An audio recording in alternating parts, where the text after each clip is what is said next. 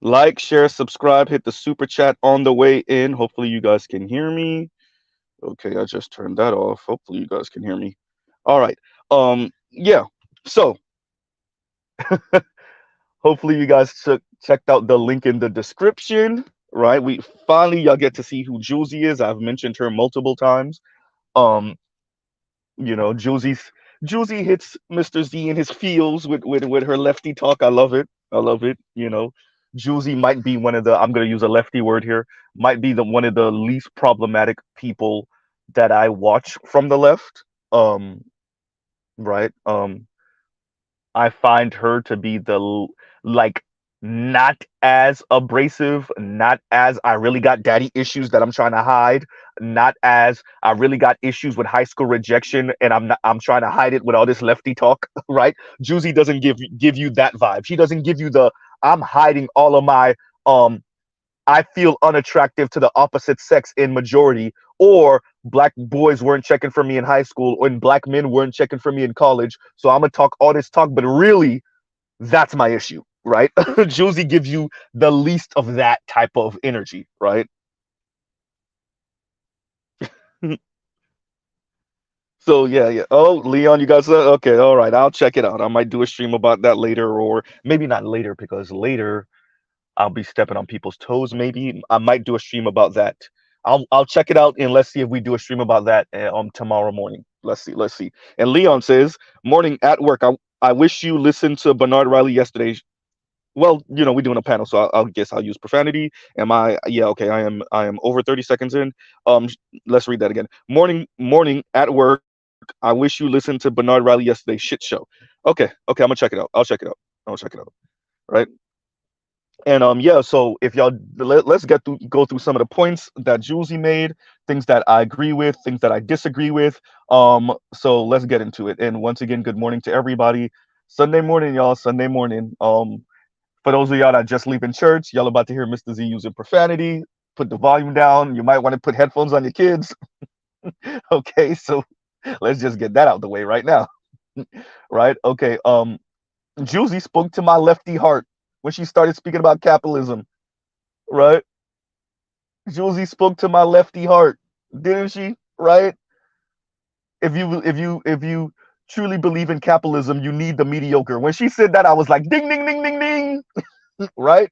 You need a middle and a bottom if you believe in capitalism. Ain't everybody gonna be up? That's not a real thing, right? I can't believe that people actually fell for the elite saying, well, you know, yeah, you're not going to make money because you haven't found your talent and the thing that you truly were made brought here into in the world to be, right? And once you find that, then you'll be up, and then the other person will be up when they find their talent, and then I'll be up because I'm a billionaire or a multi millionaire, right? And we can all be up. And no, that's not a thing. The fact that people actually fall for that, right? Meanwhile, they spending like $50 a week on lottery tickets, right? It's fascinating. The fact that people actually fall for that. So Juicy is right. Like if you believe in capitalism, you need the mediocre, right? Like we're not supposed to say that, right? Because you're supposed to tell people, hey, we could all be up. No, that's what. First of all, many people want to be part of the top of the, wait a minute, hierarchy. How can everybody be up in a hierarchy? Right? It's not a thing. Wait, half of y'all want to be up so you can look down on other people. How can you look down on other people if they're on your level? They're just making money in a different industry, right? Or they're making money in a different way, but we're all millionaires. We're all roughly worth somewhere around 50 to $75 million. How you looking down on other people? It doesn't work that way. We're all worth somewhere between $1 and $5 billion. How can you look down on other people when we're all worth somewhere between $1 and $5 billion? It does no, not a thing, right? So when she said that, I was like, exactly, right? Black excellence would not save us. Y'all have heard Mr. Z say that before. Now, I don't know if Juicy was trying to say this. I'm Mr. Z. I'll add to this. That doesn't mean that you don't strive to be excellent as a black person, right? That doesn't mean that you don't strive to be excellent at your craft and maybe other things that you might engage in as a hobby or that you find interest in.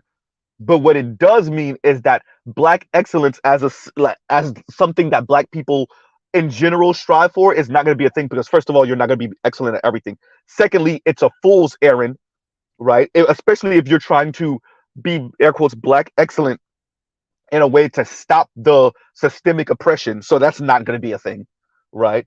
Like, I thought we should have saw this when we saw Chris Rock continuously being stopped over and over again in his neighborhood driving an expensive car, right?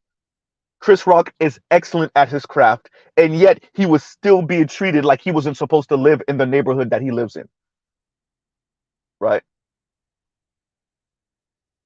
Lewis Henry Gates, right, being arrested in front of his home in Cambridge. Professor, you know, has documentaries, has books out, and yet excellent at his craft, and yet he was being pretty much harassed for being a mouthy old black man, right? So, and we have just how many stories of everyone from black academics to black entertainers. I mean, literally, LeBron got, before he made it to LA, didn't somebody like spray paint the N word, right, on his big mansion over there before he went to LA, right? This was years ago for those of us that remember. Excellent at his craft, and yet they found his home in an exclusive area and they spray painted the N word.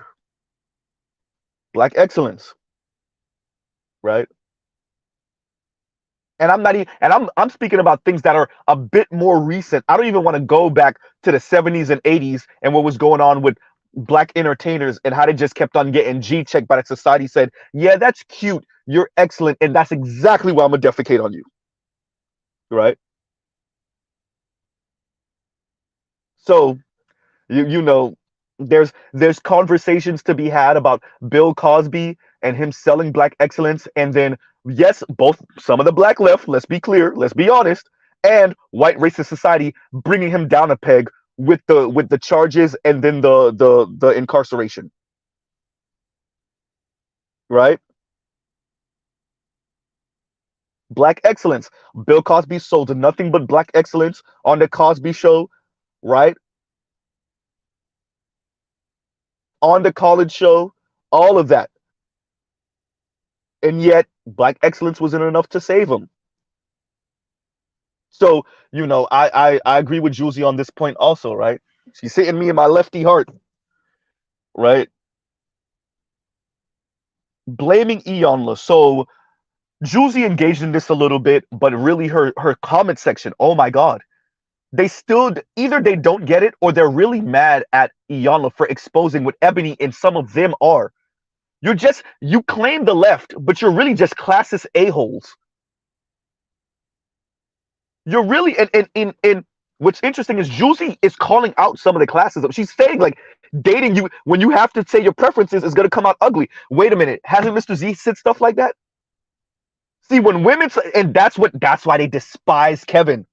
Rest in peace, Kevin Samuels. That's why they despise Kevin, because Kevin, all he did was put a microphone and camera up. The ladies came in selling themselves, telling you what they're not going to settle for, who they're not interested, and it sounded ugly. And you saw all the classism falling out their mouth, all the elitism, right? The condescending. Because they're not just telling you what they want and what they like, they're also defecating on what they don't want and don't like. The same women that turn around and say, well, you don't have to say it so mean that you want somebody that's a size 4. You don't have to say it so mean that you have a preference for this particular body shape or this particular skin tone or this particular hair texture. The same women turn around and not just tell you what they find attractive on The Crew, on Kevin Samuels, on Let's Talk, on all these different panel talk shows speaking about black relationships or relationships in general. No, they make sure to defecate on what they don't find attractive, what they don't find appealing. And talking about mediocre, half of these women are mediocre as hell. right? Tying that to patriarchy. These women want patriarchy, Julesy. Oh, I wasn't supposed to. Julesy, they want patriarchy. Julesy, you and FD and Kim Foster and Fab Socialism and Foreign Man in a Foreign Land and Conscious Lee and Nappy Headed Ahoba and T Noir and all of y'all on the left, particularly in the y'all call it the cornbread tube, all of y'all over there. Y'all gotta reconcile that, right? Y'all have to reconcile that. Because yes, the women want feminism and female empowerment. Excuse me. Let's say that again. Yes, the women want female empowerment and feminism. Yes, they do, and they want patriarchy also at the same time. They want them to exist at the same time in the same place. That's why they sound schizophrenic, Julesy. It doesn't matter where you put her socioeconomically. She wants a man that earns more. That's what Iyanla exposed about Ebony K. Williams. That's why so many of you are short circuiting. That's what Iyanla exposed about Ebony. It didn't matter how much, and Ebony sitting on horrible decisions as a woman. And quite frankly, Yanni, real talk when Yanni spoke to this. Yeah, I got mine. Yeah, I'm doing well. I want a man doing better. I want to be kept. I want to be a woman of leisure. If I'm worth single digit millions, I want him to be worth 50 million, 100 million, 200 million, maybe a billion.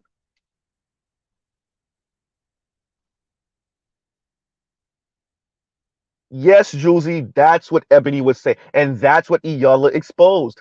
Ebony's not looking for love. She's looking for a lifestyle.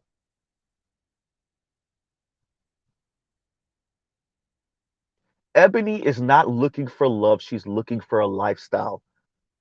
The left has a super difficult time reconciling the fact that women want patriarchy. The second she start talking provider protector, we in patriarchy land. Uh-oh. And it doesn't matter how educated she is and how well she's doing and how much money she makes, she still wants a man that makes more. We're in patriarchy land. So yes, she wants, when she's working, she wants to elevate and she wants to outcompete the men and she wants the corner office or she wants to be partner. And if she wants to be partner, she wants a man that's part of the board, right? She wants somebody whose name is on the door. She wants one of the people that's the investor at the firm or that's a partner himself and that's been a partner longer than she has been. It's women, Julesy. They don't think like you, Julesy. They don't. They don't think like Kim Foster. They don't think like FD Signifier. Does FD Signifier even think like FD Signifier? Because last time I checked, FD took his wife out of the workforce. Ooh, goddamn. Uh-oh. Yeah, at one point FD wife was making more than him. Guess what? Now he making that good YouTube money, and guess who's not working anymore? Oh, will you look at that?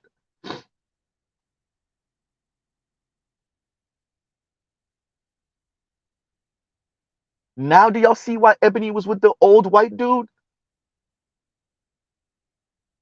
The women are screaming what they're on, whether they're left leaning, whether they're centrist and moderate, whether they're right leaning. Women across the board in the Western world, and that includes black women, that includes black American women, that includes black women that are ADOS, FBA. Across the board, they're screaming what they're really on, and the left has their finger in their ear saying, "Yeah, that, nope, nope, nope, it's not about that. Nope, nope, nope, la la la la la." Right? The women are telling you what they're really on, and y'all refuse to accept that's what they're saying, and they mean what they say. That's what Kevin Samuels exposed. That's what the crew is exposing all the time. Y'all hate Fresh and Fit. That when Myron and Fresh aren't talking, listen to the women. And by the way, some of those women are college educated, highly college educated. Y'all keep on talking like those women are just a bunch of dummies that came to South Florida to go to South Beach and they don't know what they're talking about. Nope. Y'all are having a difficult time saying we have made this fight. If you want to take it back to first wave feminism for at least a century, if you want to start it at second wave feminism for at least half a century, we have done this fight, and yet the women still want the same thing. No matter where they are socioeconomically, they still want dun da da da, Captain Save them. Whether she works at McDonald's flipping burgers, or we put her in the corner office and she's making $250,000 a year with a bonus of $1 million or $500,000, or a bonus of $50,000 a year every year. It doesn't matter. It doesn't matter. She's still looking for Super Baller Man.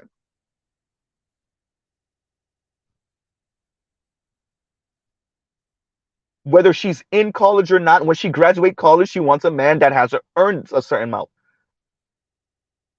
And yes, even the super lefty women and men will contort themselves into pretzels to reconcile the fact that, you know what, I've been educated, indoctrinated with all this way of thinking, but yet I still want this thing. Right? And Michael Ross, thank you very much for the super sticker. Thank you very much. Good morning, brother. Good morning. Y'all have a difficult time reconciling these two things. Right?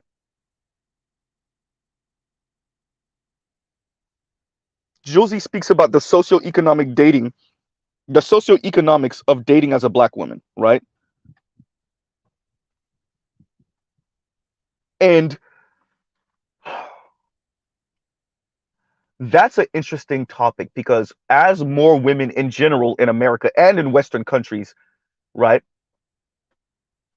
as they acquire their college education, university education, and the men don't, right? So we already know it's 60-40 split college enrollment between women and men. So 60% of colleges around the country are women, 40% men, right? And that's college enrollment. By the time we get to college graduation, university graduation, we're looking at something closer to 65-35 women to men.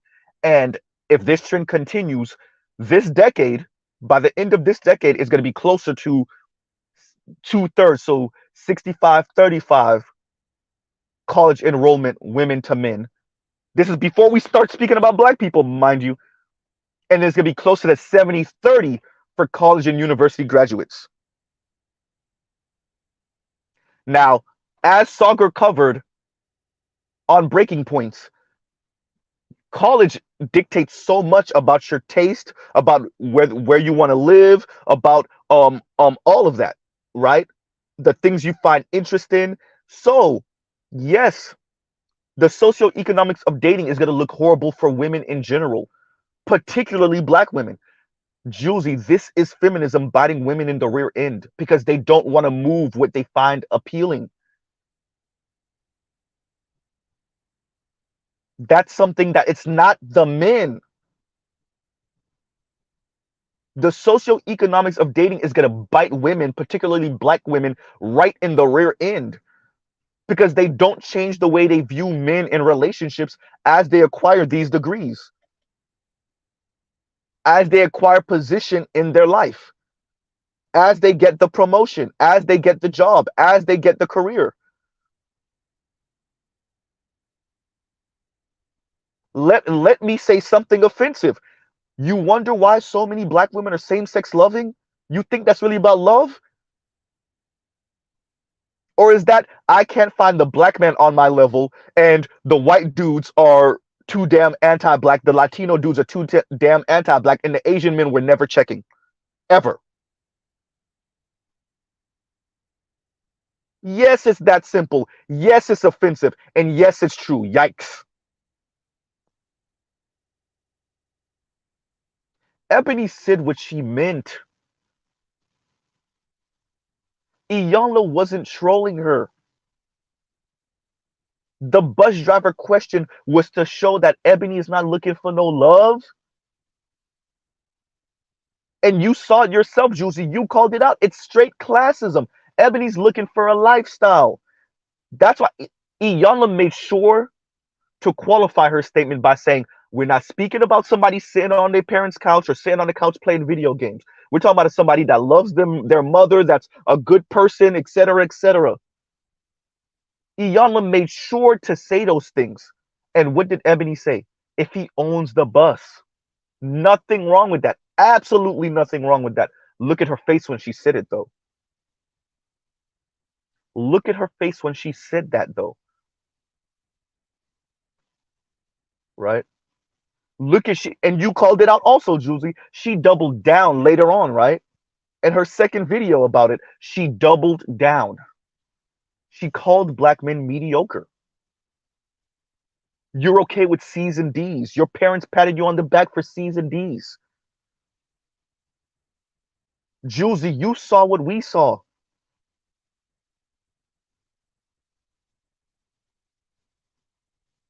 You saw what we saw. Ebony can't make it. Ebony is insufferable. She can't make it work with the rich white dude. She's a divorcee, and she's not making it work with black men. And even on horrible decisions, she was being condescending. Because I'm with all these rich people, they try to hook me up with their friends and stuff like that. And all you realize that he just has a house in Greenwich and a 4-door Audi, and he think he's doing big things. Yes, straight classism. Ugly too. Not even just, upscale classism and you kind of code your words. No. Ugly, disgusting classism. And many black women want to exercise that.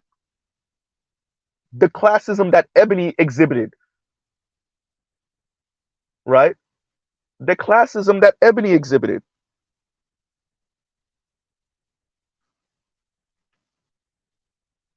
Yeah, you saw, Juicy, you saw what we saw, right?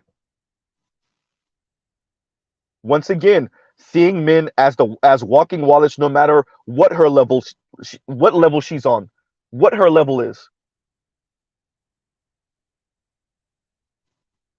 That's Ebony K. Williams. That's a lot of women in general, including black women, including black educated women, including highly educated black women, connected black women, right? Ebony was speaking systemically, by the way, Josie. When Ebony brought Iyanla on and Ebony started going through women are outpacing men, she's speaking systemically. What is Iyanla's answer to that? Would you date a bus driver? If he owns the bus and Iyanla is answering systemically, that's your problem. There you go. What did Iyanla say for where we're positioned currently, or something along those lines, right? For where we're positioned in society. In other words, the society has opened up to be more egalitarian, and women don't want to sign up for their part of the egalitarian system. That's when they want to go patriarchy. Uh-oh.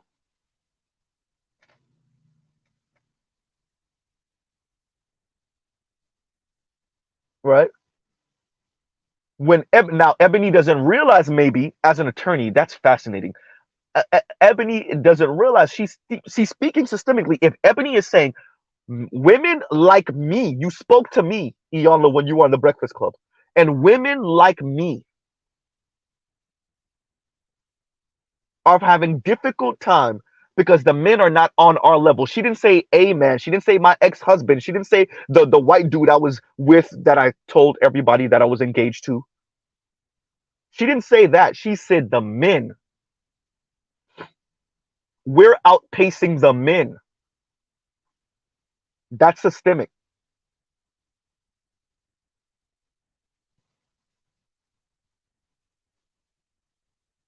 Now, when Iyanla says, would you date a bus driver? And Ebony says, yeah, if he owned the bus. And then you see hordes of women, black women in particular, agreeing with Ebony and blaming Iyanla for even asking the question. Let's pause right there. Why do they actually have a problem with Iyanla asking that question?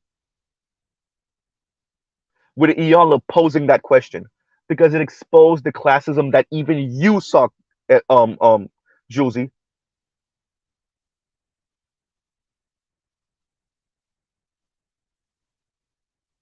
They have a problem because Iyanla was supposed to say, "Yeah, black men are not on your level. You should date out."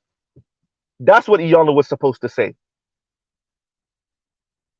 Iyanla was supposed to say, "Yeah, you right. We need to start badgering and shaming and insulting these men to do right by women like you." Right?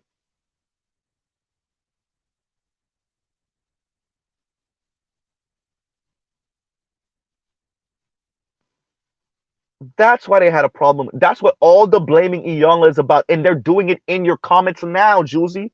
In your comments right now. The women, bro. I went through the comments. The women are straight ignoring everything that Juicy said. These people have been subscribed to Juicy from the beginning, and they don't hear nothing she's saying. All they're saying, "It's Iyanla. Iyanla made. Iyanla did this. Iyanla did that. Iyanla. She's a pick me. She's a mammy." And Juicy's comments. Juicy had a back and forth with Chrissy years ago. She made her line very clear where she stands on the left and everything like that. And yet, those same women in her comments, even after Juicy's video, even after she said black excellence won't save us, even after she said if you believe in capitalism, then you got to believe in the mediocre, they still don't hear none of that. They don't hear any of that. They don't hear none of it. They just still blaming Iyanla. For what?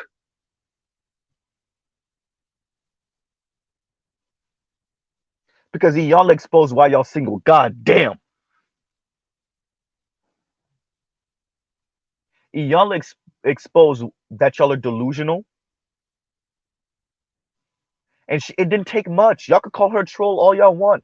It didn't take. It took a question, one question, and Ebony couldn't help but react the way she did, and she doubled down like you saw yourself, Juicy, and she tripled down when she went on the Breakfast Club. Iyanla exposed why so many women in the West, so many women in America, so many black women, similarly situated to Ebony K. Williams, why they're so damn single. They're not looking for love. They're not looking for companionship. They're looking for a lifestyle. All the lovey-dovey, gushy stuff. No, they're looking for a lifestyle. Let me sound crass. They're looking for a man to buy them. That's what Iyanla exposed. It doesn't matter where she is educationally and socioeconomically. That's what Iyanla exposed. And Juicy, out of everyone in the left, you're the person so far that has come the closest to actually speaking to it. Everybody else is cop and please. FD, Eddie, and Josh, cop and please for the most part. Kim Foster, straight neo-Nazi on the other side with all the black women that's like, well, yeah, it is what it is. All right. Ebony said what she said. Tell the men to step it up. When I put money, the majority of Kim Foster's subscribers are single.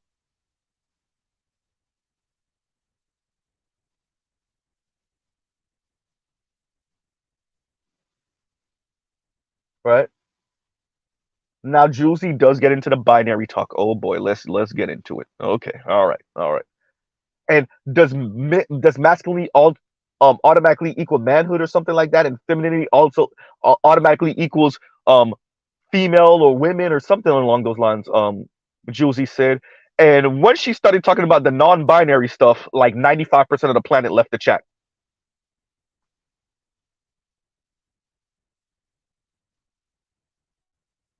The Ebonies of the world make it very clear: you, man, provider.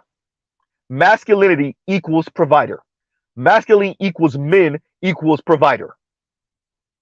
So you could speak about Iyanla Vanzant saying, "Oh, we're raised to be men in skirts or whatnot," and like you said yourself, it hit Ebony in her feels. That's why she bought Iyanla on. She's the one who bought Iyanla on because she felt a certain way about Iyanla saying, we're men in skirts.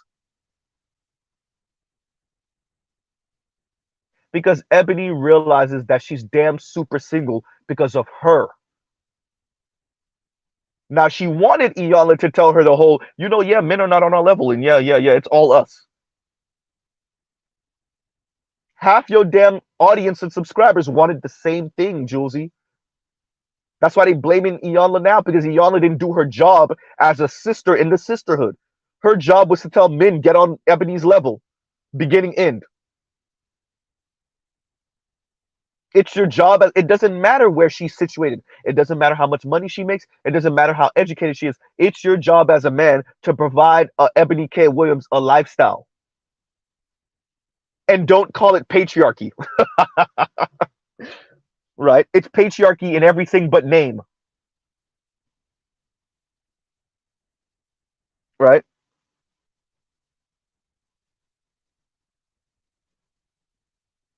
And Big Kev says, and thank you for the super chat, Big Kev. Big Kev says, everyone is a millionaire equals hyperinflation.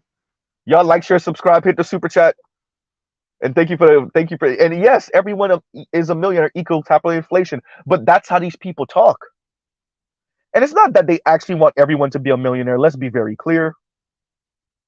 How can I truly enjoy my position above you if we're all on the same level? Like as I was saying before.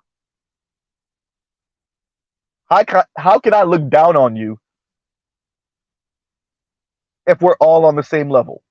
If we're all millionaires, being a millionaire is not so glamorous anymore. Right? So I'm going to speak all that. We could all be up. We could all make it. But I actually really don't want that. Right? If we all own a Ferrari, or we all can own a Ferrari, are Ferraris that exclusive anymore? If we can all own a Bentley, a Rolls Royce, are they that nice anymore? Do we really care anymore? Right?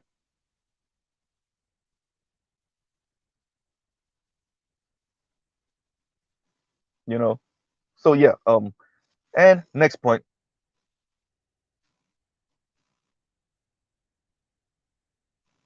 And so Julesy speaks about this being a profitable conversation. And Julesy is right. The conversation between men and women, particularly in the Black community, is a profitable one. Right? And Julesy is also correct. No one wants to speak about what's going on systemically. Mr. Z has spoken about this. I've said this. Right? This is a profitable conversation. Right? Julesy speaks about creating community, and it's just, we just want the sound bites, right? And we want to say how Black men are trash and Black men are not on our level. Julesy is kind of, she's I see you, Julesy. I see you subtly trying to nudge them, nudge your subscribers and maybe different women that would have fell into this conversation. I see you trying to nudge them. They're not hearing it, Julesy. They're not hearing it, because when you went back and forth, when you went to war with Chrissy, and you saw how they got at you and called you on top of pick-me's and mammies and tried to insult you for actually reading books. Yeah, y'all heard, right? Chrissy's people were all on Julesy. How you try to insult somebody for being knowledgeable? Right?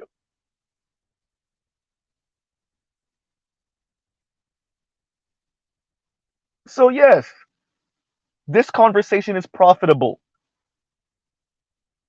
because as much as women like you, Julesy, fought, and as much as Kim Foster fought, right? And people like you and your predecessors, your female predecessors, supposedly fought for women to have their own autonomy and to not be reliant on a man, right? And to be able to outcompete men in the workforce, and for loans, and for business loans, and for home loans, and all of that. As much as y'all fought for women to have their own bank account, for women not to be demeaned if they're not a wife, right? As much as y'all fought, at the end of the day, the same women that feminists supposedly fought to make their life better, those same women turn around and said, yeah, I want all of that, because we keep the men as provider protector part. When something goes bump in the night, yeah, I'm not going downstairs. I do not want egalitarianism or equality in that moment. I don't want it. I refuse it, actually. It doesn't matter if I know how to fight. It doesn't matter if I have my own arms, right? If I own a gun, it doesn't matter. When something goes bump in the night and I have a man laying down next to me, he better go. I'm not going, and I'm not going with him. It will not be me going downstairs. It will not be us going downstairs. It will be him going downstairs. The protector part of patriarchy, yeah, that needs to stay. The provider part of patriarchy needs to. I don't care how much money I make. I don't care what class I'm in. I need a man at the worst similarly situated. At the worst. And my ideal situation is that he's put in a better position than me, socially and economically. Definitely economically. All that work of second wave feminism and heterosexual women come right back to, yeah, but can we keep the provider protector part of patriarchy? Right? So yes, this is a profitable conversation because it's interesting watching women tie themselves into pretzels trying to reconcile feminism and patriarchy, Julesy. Yes, it's a profitable conversation. It's entertaining watching women tie themselves into pretzels saying, I am woman, hear me roar, I don't need no man, men are trash, but could I at least have the man that's balling out of control? Because I deserve it. Oh, that's the important part. Because that's what he's supposed to do, ordained by God. Right? The sister in my comments, N.M. Hawkins, she stays saying that's your role. That's what you're supposed to do. Y'all go through my comments on different videos. That's a man's. It doesn't matter what I'm doing. That's what you better do. I could be queen of the universe. You better be king. It doesn't matter what we fought for systemically as women. It doesn't. None of that matters. When it's time for me to get married and have these children, I better have a man that's similarly situated at worst. Right?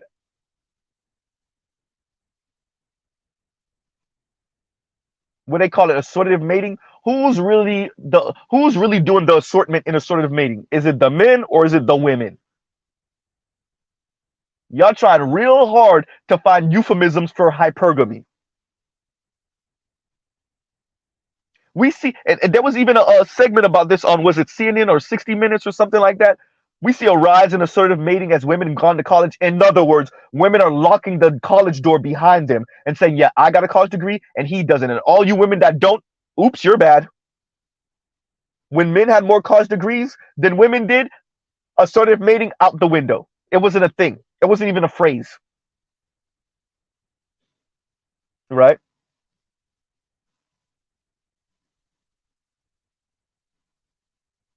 Right?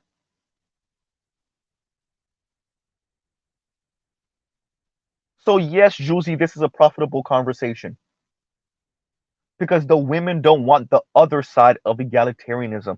They don't want the responsibility of paying bills with a man in the house, even paying the majority of the bills, even if their husband and them have, you know what? I'm in the better career field. You be a stay-at-home dad. The women would rather throw up. They would rather be single. And that's okay. Juicy, it's okay if the women would rather be single.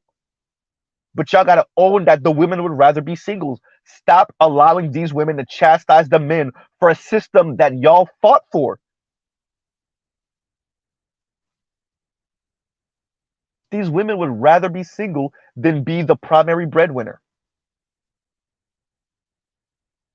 And that's okay, but own it. And that's what Ebony K. Williams exposed about herself and other similarly situated women. And that's what Iyanla exposed by asking her, would you date a bus driver? That's a stable job. That's a nice paying job. That's an okay paying job. And it's okay that Ebony said essentially no. If he owned the bus, it's okay if she said that. But Ebony and the women that think like her gotta hold that L as they go from 30 something to 40 something and still are single. And here's the important part: these are heterosexual women that are not exclusive to dating black men, right? These are educated women that are not exclusive to dating black men that are telling you, I'm looking for a lifestyle. I want to have children. I want to be married, but I'm also looking for a lifestyle. And if I can't find a man to provide me for that lifestyle, I would rather be single. If I can't find a man that can provide me with that lifestyle, then I'd rather be single. There's nothing wrong with that. But then women have to hold that L if they end up single for decades on end. A little dating here, a little sex there, a little situationship here, a little situationship there, but they go from mid 20s to early 30s to mid 30s to late 30s to early 40s, single, married once, divorced, no children. They've dated white, they've dated black, they've dated Latino. I'm not going to mention the Asians because it's not a thing.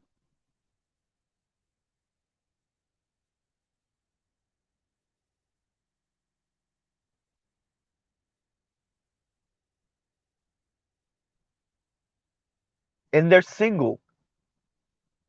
So once again, yes, Julesy, profitable conversation because we're watching people like Ebony K. Williams tie herself into a knot. I'm a boss chick, but I still want a baller dude.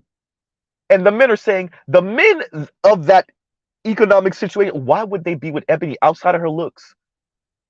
Listen to her speak. Look at her demeanor. Look at her face. RBF. Look at that RBF.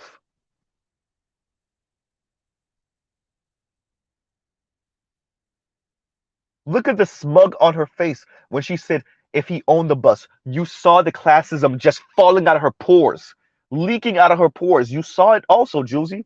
You saw it.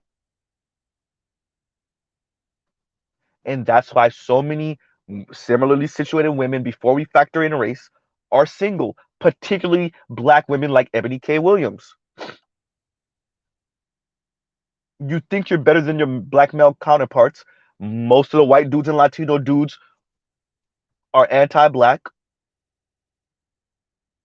They might have sex with you, but a relationship is not a thing, even on Ebony K. Williams level. And so there you go. So when I tell women that's in Ebony K. Williams' position, socioeconomic position, you might be interested in same-sex relationships. Well, there you go. Right? And yes, Juicy also says that, Ebony doubled down on the classism. Of course, she had nowhere else to go.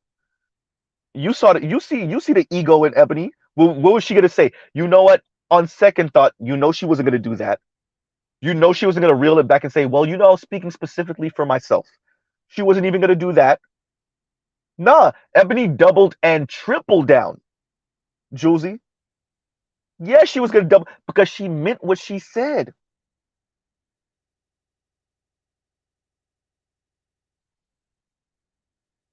And the women like Ebony, all the women that was clapping it up for her in different comment sections all across the interwebs that spoke about this topic, of course, Ebony and the women that she represent, of course, they're going to double and triple down. And they only further drive home Iyanla Vanzant's point. This is why y'all are single. It's not just that you're successful, or it's not just that you're making good money. It's that you're insufferable and you're mean and you're a classist.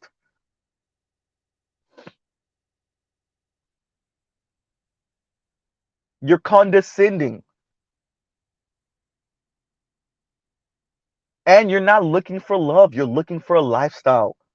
You're not looking for someone to spend the rest of your life with. You're not looking for companionship. You're looking for a lifestyle. Let me say it again. You're looking to be bought. Once Ebony doubled and then tripled down, she only proved Iyanla Van Zant's point even more.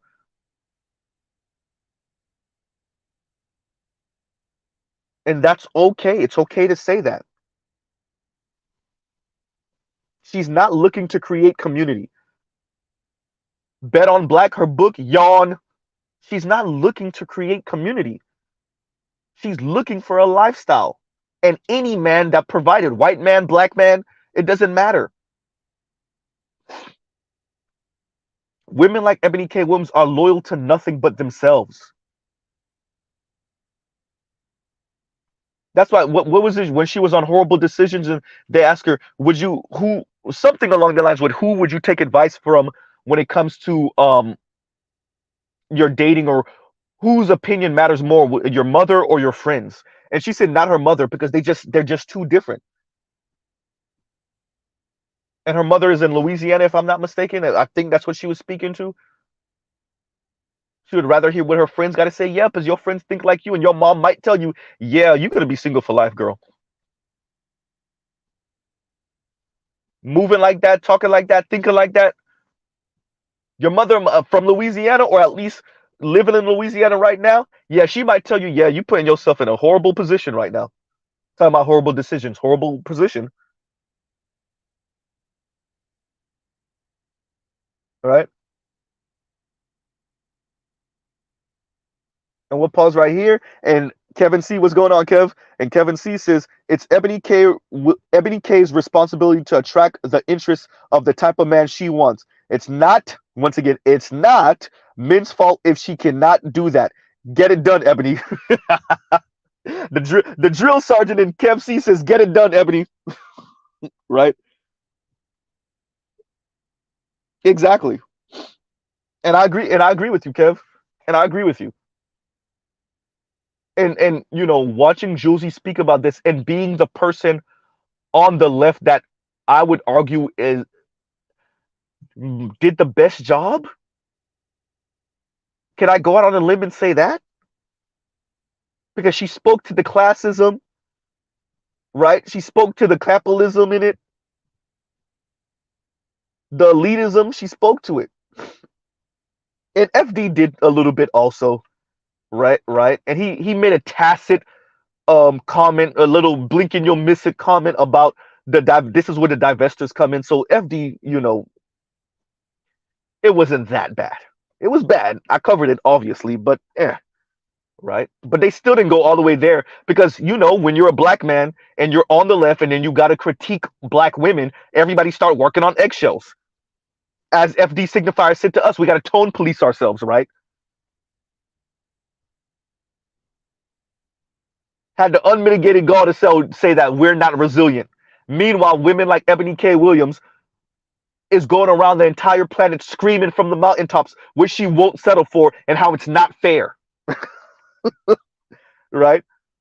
And how men are not on her level. These men are not on her level, but we're the ones who's not resilient. Yeah, that's it,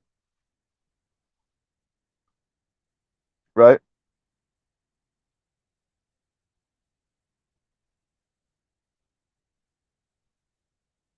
Yeah, that's it. And Better You says, and thank you for the super chat. He says, cough, cough, bell hooks. Yes. Let me say this again for all bell hooks, y'all darling over there, right? And we know she's passed, so I'm not going to go too far, right, with the critique. But when Bell Hooks says, everywhere I went, I was looking for love, but all I found was patriarchy. She says that in one breath, right?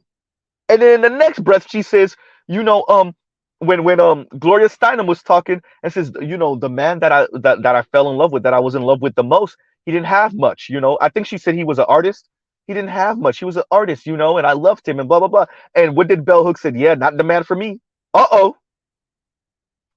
Boy, y'all gotta learn how to reconcile the fact that these women are trying to reconcile their female empowerment concepts with patriarchy. It's making them look real foolish out here, right? The women are looking real foolish because if Queen Mother of second wave feminism, Bell Hooks, the woman that every time y'all want to tell us to read a book, y'all throw a Bell Hooks book in our face.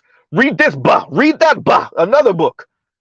If she couldn't even make it happen and she has a difficult time reconciling patriarchy with feminism, what hope do the rest of you have?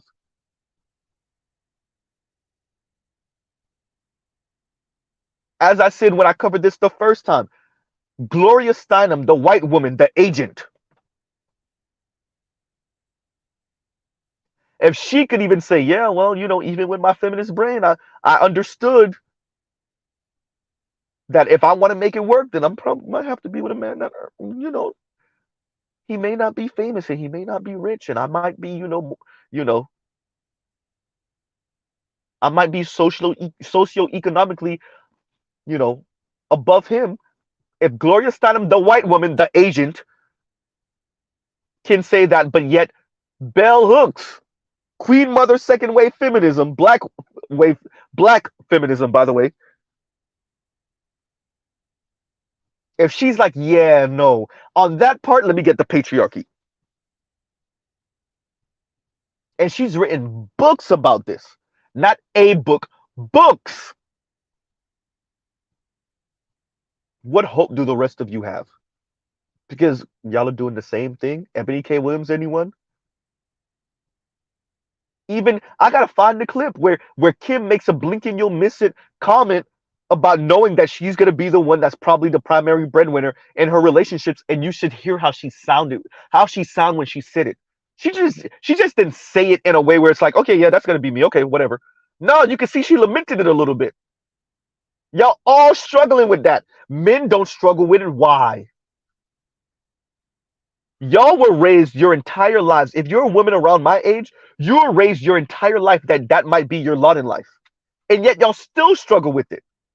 Men were raised that we're supposed to be the providers, and women were raised that you might be. You might be a single mom, right? And yet y'all still lament the fact that you might be the primary breadwinner. Huh. Yeah, Kim, I caught that change in the tone of your voice when you mentioned that.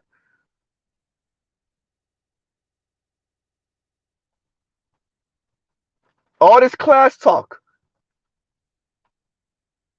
Huh. You know? And finally, with this comment, Julesy says there is no universal dating advice. And I agree. I agree. For the most part, there is no universal dating advice. I agree. I agree. But people want a one word answer dating advice. They want a checklist type of dating advice. They want that. And Julesy, you're right. What Julesy was speaking to. People want the check. They want just make sure he has money and he doesn't, physically abuse you, and then everything else y'all can make it work. Make sure he's not a coward. Make sure he has money. You're somewhat physically attracted to him, right? And he doesn't physically abuse you, and you should be good to go. Everything else, you'll make it work.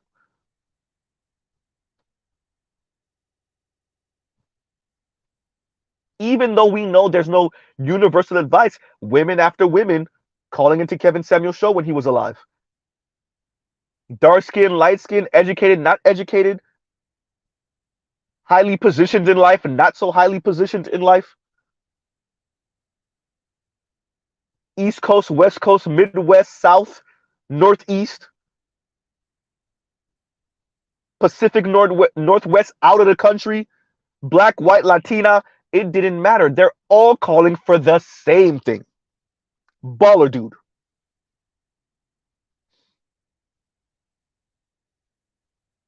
Australian women, British women, white, black, Asian, women calling in from Canada, swirlers and divestors, supposedly pro-black women, religious women, feminist women. It didn't matter. Heavy-set women, more svelte women, it didn't matter.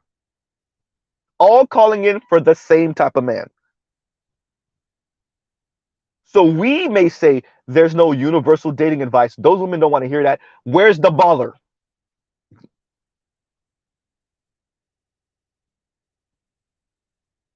Where's the six-figure man, if not seven-figure man? Right? Where's the baller? And the women mean it. Y'all could put the good guy that earns less. No, they're not interested. And that's what Iyanla exposed about Ebony. They're not interested. And dear women on the left, y'all gonna have to reckon. And by the way, you could send those women to all the same humanities classes y'all took, all the feminist classes you and Kim Foster took, and maybe Fab Socialism took, and maybe T Noir and Nappy Headed Jojoba took, and Cat Black took. It doesn't matter, right? It doesn't matter. They're gonna come out of all of those classes and still want the same thing. And that speaks to something that FD Signifier said on my channel when he was on my channel. How many percent of the black community, has a degree in this and it does. FD, they want what they want. They want a lifestyle. They want a man to provide that lifestyle. They want to be bought. And I know it sounds ugly and crass, but brother FD, Eddie, Josh, consciously, right? Foreign man in a foreign land, Jason Miles, Pascal Robert, y'all all know it. Y'all all know it. We all know it as men, and especially as black men. Y'all, and Pascal, you're an attorney, or at least you were. You know it. Y'all could try to twist yourself up in the knots as much as y'all want. The women are saying what they want, and they mean it.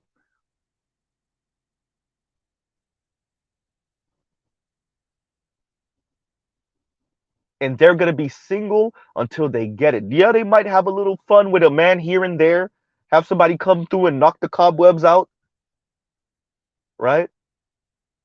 Yeah, they'll engage in that. But even with some of the women, they won't even engage in that. They'll be celibate for 2 and 3 and 5 and 10 years because they're throwing a temper tantrum. Call a thing a thing. They're throwing 7-year-old temper tantrums, 5-year-old temper tantrums out here. And they'll date out, and some of them might even date same sex. They'll date out looking for that type of man. Fine, I can't find a black man that's going to provide me this lifestyle. Let me go date out. And by the way, FD, that's what you meant when you made that little blink and you'll miss it sideways comment about divestors. Yeah, Mr. Z caught that. Of course I did. When you were speaking to Josh and Eddie and you made that little, and this is where the divestors come in. Yep, Mr. Z caught it. See, you connected a dot right there, brother FD. You connected a dot right there. These black men are not on my level. Let me go date out. You connected a dot right there. But guess what? For Ebony, it didn't work with the white dude also. Yikes. And let's bring up this. Let's end with this. The same sex comment that Mr. Z keeps on making. And these women will date same sex until the man comes through. What do we know about what's going on in America with black women? Black women are the most same sex loving group of people in America. And it's primarily because the number of bisexual black women is increasing.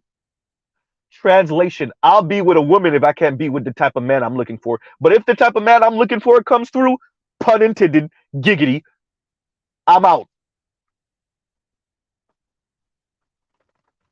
I'll be a companion with a woman until the type of man I'm looking for shows himself. And yes, that's a real thing.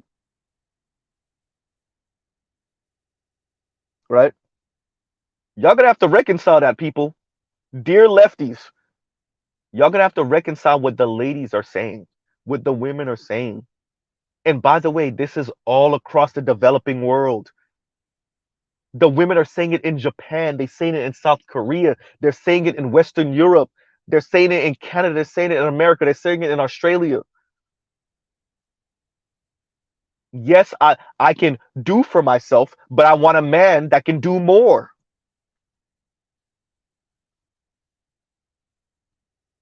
And yes, in Black America, they're saying the same thing. Well, now what? You know, now what?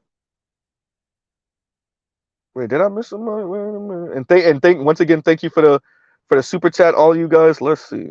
And Abe O says, why not just leave these women alone? And thank you for the super chat, by the way, Abe O.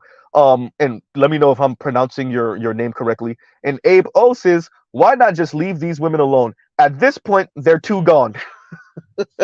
Well, um, as Josie said, first, oh wait, actually, as Mr. Z said before, um, I like having these conversations, to be frank, because I don't think the Black community gets in a better place, or even Black men as individuals or Black women as individuals, get in a better place until we reconcile this, right? Until we reconcile whatever this thing is that's going on between Black men and Black women, the angst, the anger, the resentment, right? The daddy issues, the mommy issues. I don't think we get into a better place until you realize you share the same jersey color with this other group of people, and there has to be some type of do no harm thing that comes about. That's the only way you move forward, quite frankly. You know? So I don't think you can truly, air quotes, leave Black women alone. First of all, they won't let you. That's the passport bros and SYSBM brothers. That's what they're showing us. The passport bros that don't say anything about Black women, Black American women, Black Americanized women, Black women that live in America. Even the passport bros that say nothing. They're like, hey, I couldn't make it work in America. I'm going overseas. I'm going to Africa. I'm going to Latin America for the most part. And then maybe I'm going to Southeast Asia. I didn't say East Asia. I'm saying Southeast Asia. I'm going to Southeast Asia. I'm going to the Caribbean. I'm going to South America. I'm going to Africa. Even those men, even those brothers, the women got to throw salt in the game. So I don't know if you can leave them alone, because what they're really saying is no. Let me say it the way I'm saying it. And sorry to my elders that don't use the N word. I gotta use it here. No, nigga, you're supposed to stay here and do what I tell you to do. You don't get to leave. You can't quit me, right? You think you could quit me, nigga? You can't quit me. Now get back over here and do my bidding. You think you could quit me? What, you gonna go end up with the Latina in America, the white woman in America? Maybe if the Asian dudes will loosen their grip, Asian woman in America, right? Or you're gonna go overseas. You're gonna go overseas to black. Wait a minute, I'm trying to claim colorism over here. How dare you go overseas and find you a dark-skinned, gorgeous, felt Black woman overseas? How can I then tell you that you're a colorist? How can I call you a colorist and a featurist when you're ending up with a dark-skinned Black woman with a wide nose in the darkest parts of Africa? Oh no, you making me look bad. Bring your ass back over here. And if you don't, I'm going to spread negative PR against you. And by the way, even if you did, I was going to spread negative PR against you. So I don't know if we can leave them alone. I don't know if that's possible. Right? Those women the women we're describing saw Black men drooling over Lupita. They see us drooling over Kelly Rowland. They see us drooling over Keisha from Belly, and yet they still come out their mouth and call us colorists and texturists and featurists.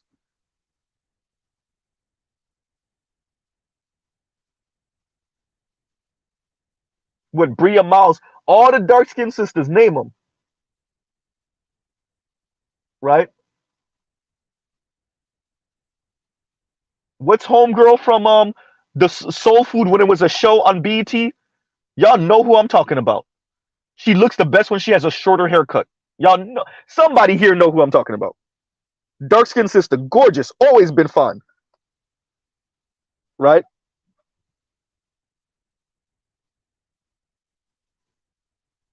And yet they want to call you colorist. So yeah, brother, I don't know if we could. I don't know if we could leave them. I don't know if it's possible, right? I don't know if it's possible, right? Leave them physically, maybe, but they're gonna spread that negative PR against you, and you know the white folks want to hear it, right? You know the Latinos and the Asians want to hear it. So there's that. But you know, yeah, at this point they're too far gone. They're too gone. I agree with that to a certain extent. I agree. I agree.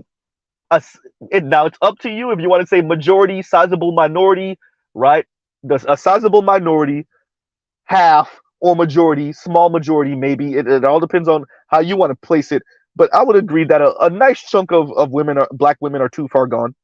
I would say more Western women. I don't even think that's a black woman thing. I'm not gonna lie to you. I don't think it's a black woman thing. I think it's a Western woman thing, and it's exaggerated in the black community.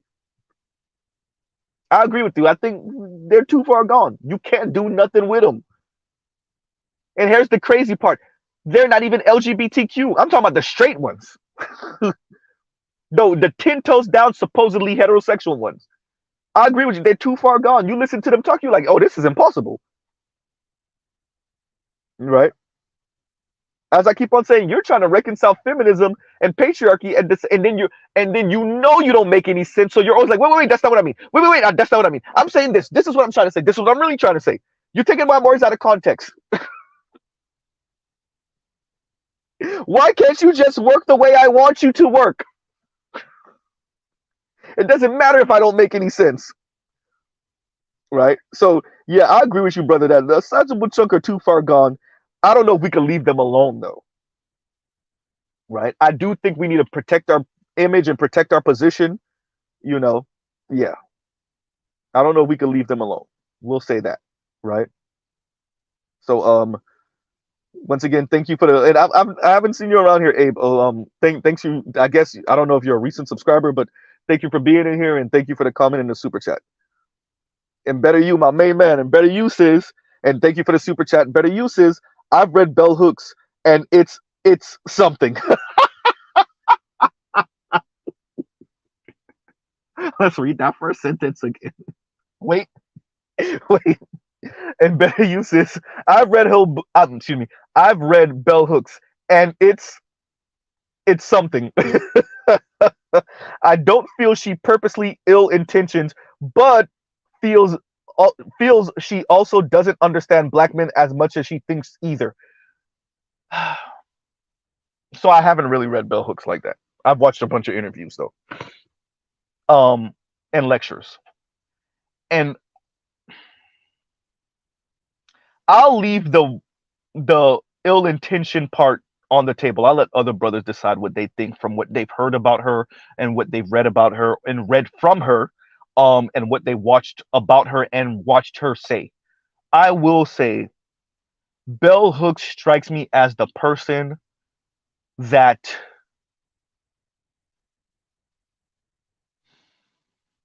didn't have the greatest experiences with the individual men she chose to be with, and she couldn't separate that from men, black men in particular. She also seems to have a problem admitting that she actually kind of did want elements and parts of patriarchy herself. While she did talk about women wanting this. By the way, Bell Hooks did critique women who still want men to move like air quotes traditional men. She actually critiqued that, but she herself also wanted it, right? So that's what's so fascinating about this conversation over and over again, is that the people that critique this also still want it. They also still exhibit that behavior. FD critiques this, and yet now he is the man in well, he was always the man in his home. But guess what? His wife isn't working right now. He took her out the workforce. His wife is a stay-at-home mom now. Y'all talking all of this, and yet y'all are either living, aspiring to live, or aspiring to have that certain spouse y'all tell the rest of us we shouldn't aspire for.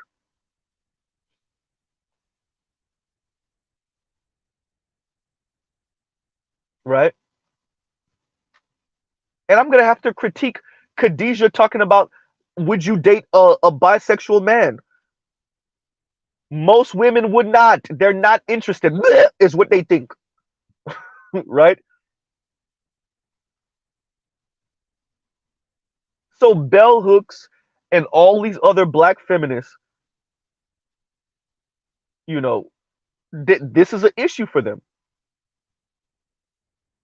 I told you, Bell Hooks said she spent 17 years no sex. I know there are brothers that don't agree with that. They don't think she was telling the truth.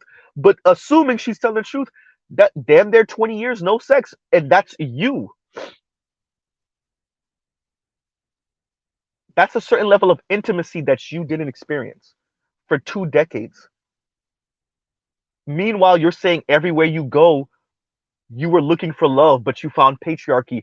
And then in the next breath, saying, when Gloria Steinem speaks about, at one point being in love with a man that didn't earn anything, you say, yeah, that's not the man for you. Okay, then.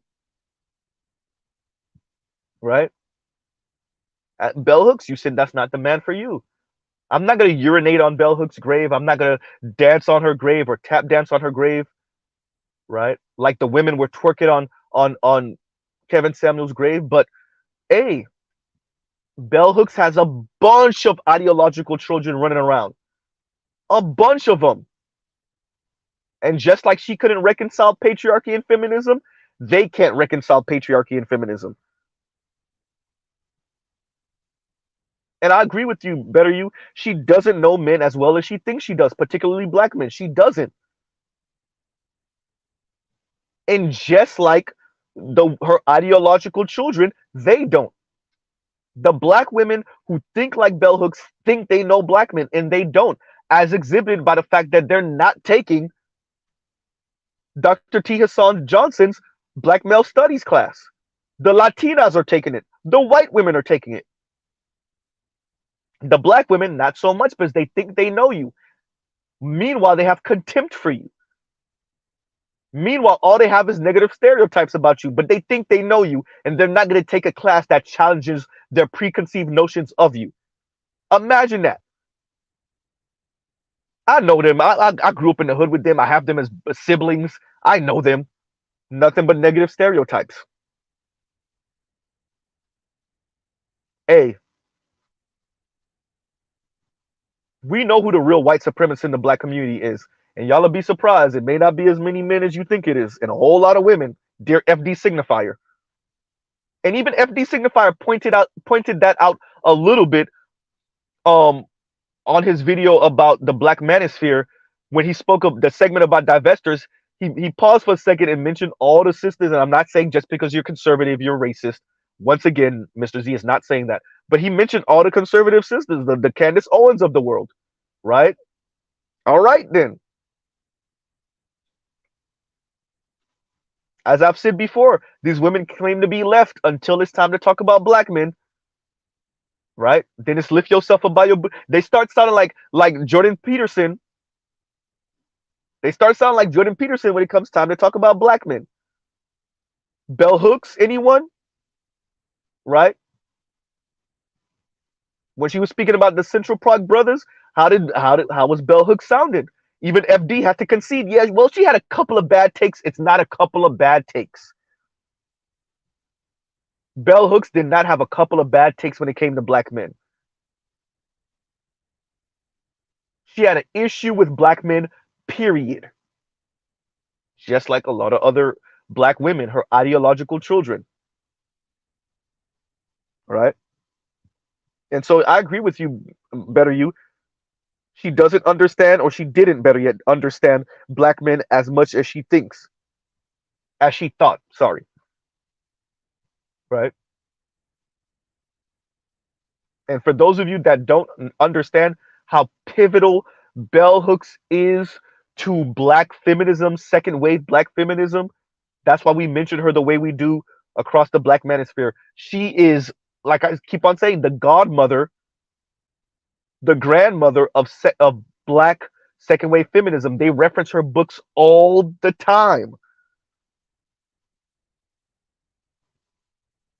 She's damn there. She's beyond reproach, right? So once again, thank you for the super chat, better you. Thank you very much.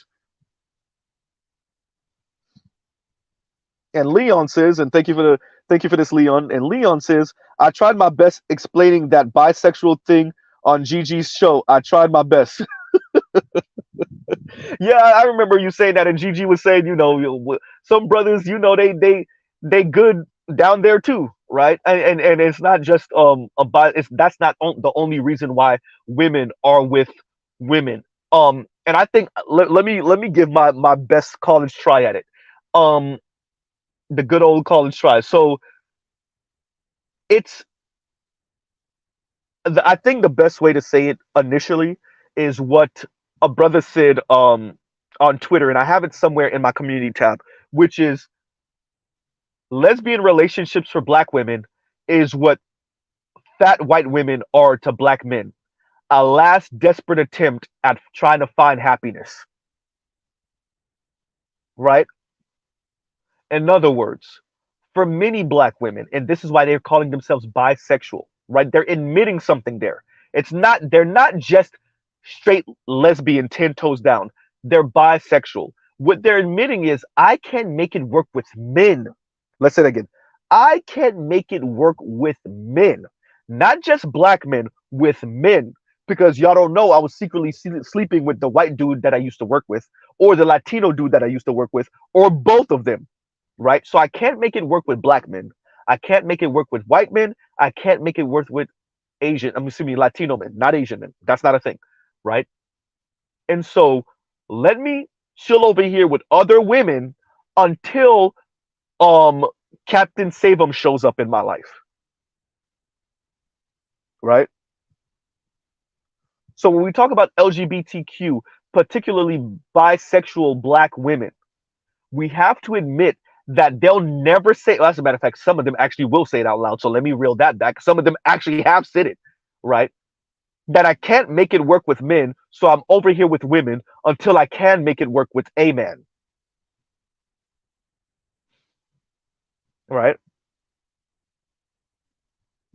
And that's another thing that even Mr. Richard Reeves, Dr. Richard Reeves, spoke to on his interview with, it was either Andrew Yang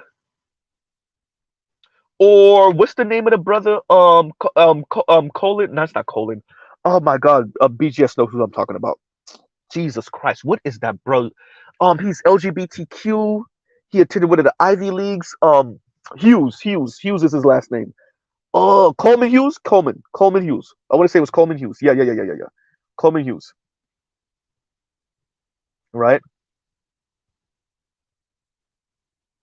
So damn, my monologue is going way longer than it usually goes. Okay, we're gonna speed this up. So Leon, so that I think the best way to speak about the bisexual thing is to make it a funny, right? So put it this way: reverse what the brothers said on Twitter, which is, so you got to start. When you're trying to say something about black women, when you're trying to critique them, you got to throw brothers under the bus first, or at least imply that you're going to throw brothers under the bus. So ask the question: what are heavy set white women, or you got to say fat because that's the way people are laugh. What are fat white women to black men? And wait for them to give an answer. Oh, that's them. They find that attractive, or whatever some woman is gonna say, trying to be snarky, And then that's when you say that's what bisexual is to black women. You fix whatever answer they give, you actually fix it and say, actually, it's a last desperate attempt at trying to find happiness, and that's what being bisexual is to black women. If you're saying that black men choose heavy set fat white women because they can, and fix it because you know they're going to say something snarky and purposely not trying to answer what you're saying. If you're saying that fat white women are black men's last effort at trying to find happiness, then I'm saying that is what being bisexual is for black women. And just leave them with that, right? And just leave them with that. But yeah, yeah, it sometimes it's difficult trying to explain the whole bisexual thing, right?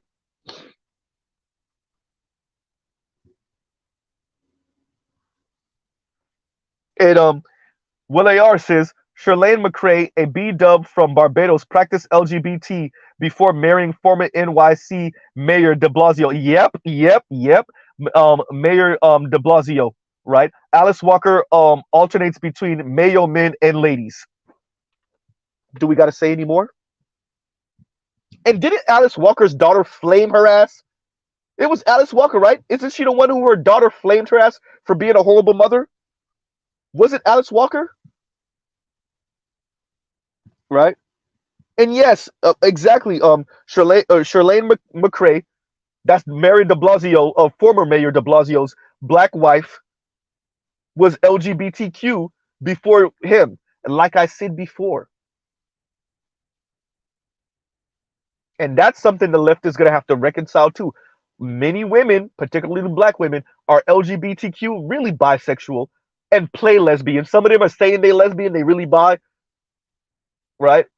Because they can't make it work with men, and they hold it out for the type of man they're looking for. They over there and playing with the rainbow, waiting for the man to show up in their life. That's why half of them be cheating on their lesbian lover with the man. Y'all want to know why they be thumping in these houses? Why they're fighting in these houses? The highest rate of DV is with them. Same sex loving women, particularly black women. Why? Half the time they fighting because somebody didn't introduce dick into the relationship. All right. And thank you for the super chat, Willie R. Yep. Yep. And Willie R said, yes, it's Alice Walker. Yep. Yep.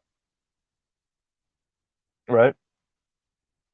Your daughter flamed you because you was a whole. That lets you know what this is really about. How often are we gonna have to show that a lot of black feminists are just black feminists are waging jihad against black men because they can't get or keep the type of black men they think they deserve, or excuse me, they have an affinity for white folks, and so they're doing their best rendition of anti-black male rhetoric and behavior.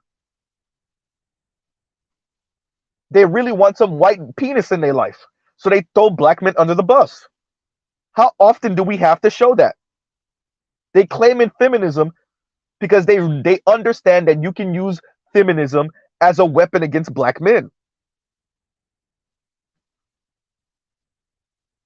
We're gonna keep on showing it, and the Julesies and the FD signifiers are gonna continue to cop please. Right? And Detroit says, sorry I'm late. You're not really late. I've been going on my monologue. I'm about to start bringing people up, right? And start bringing people up. Give me 1 second. Let's copy this. Yeah. I didn't actually expect for my monologue to be this long this morning, but I had to cover the Ebony. I told y'all every single time one of y'all cover Ebony K. Williams, I'm there. Right? I am there. Right? Because the Ebony K. Williams was the perfect conversation for so much of what we're talking about in the Black Manosphere. Right? It is. Okay, let's see. Let's put that there. Okay. Wait a minute, if this will work. Technical difficulties, everyone. Technical difficulties. There we go. All right, there we go.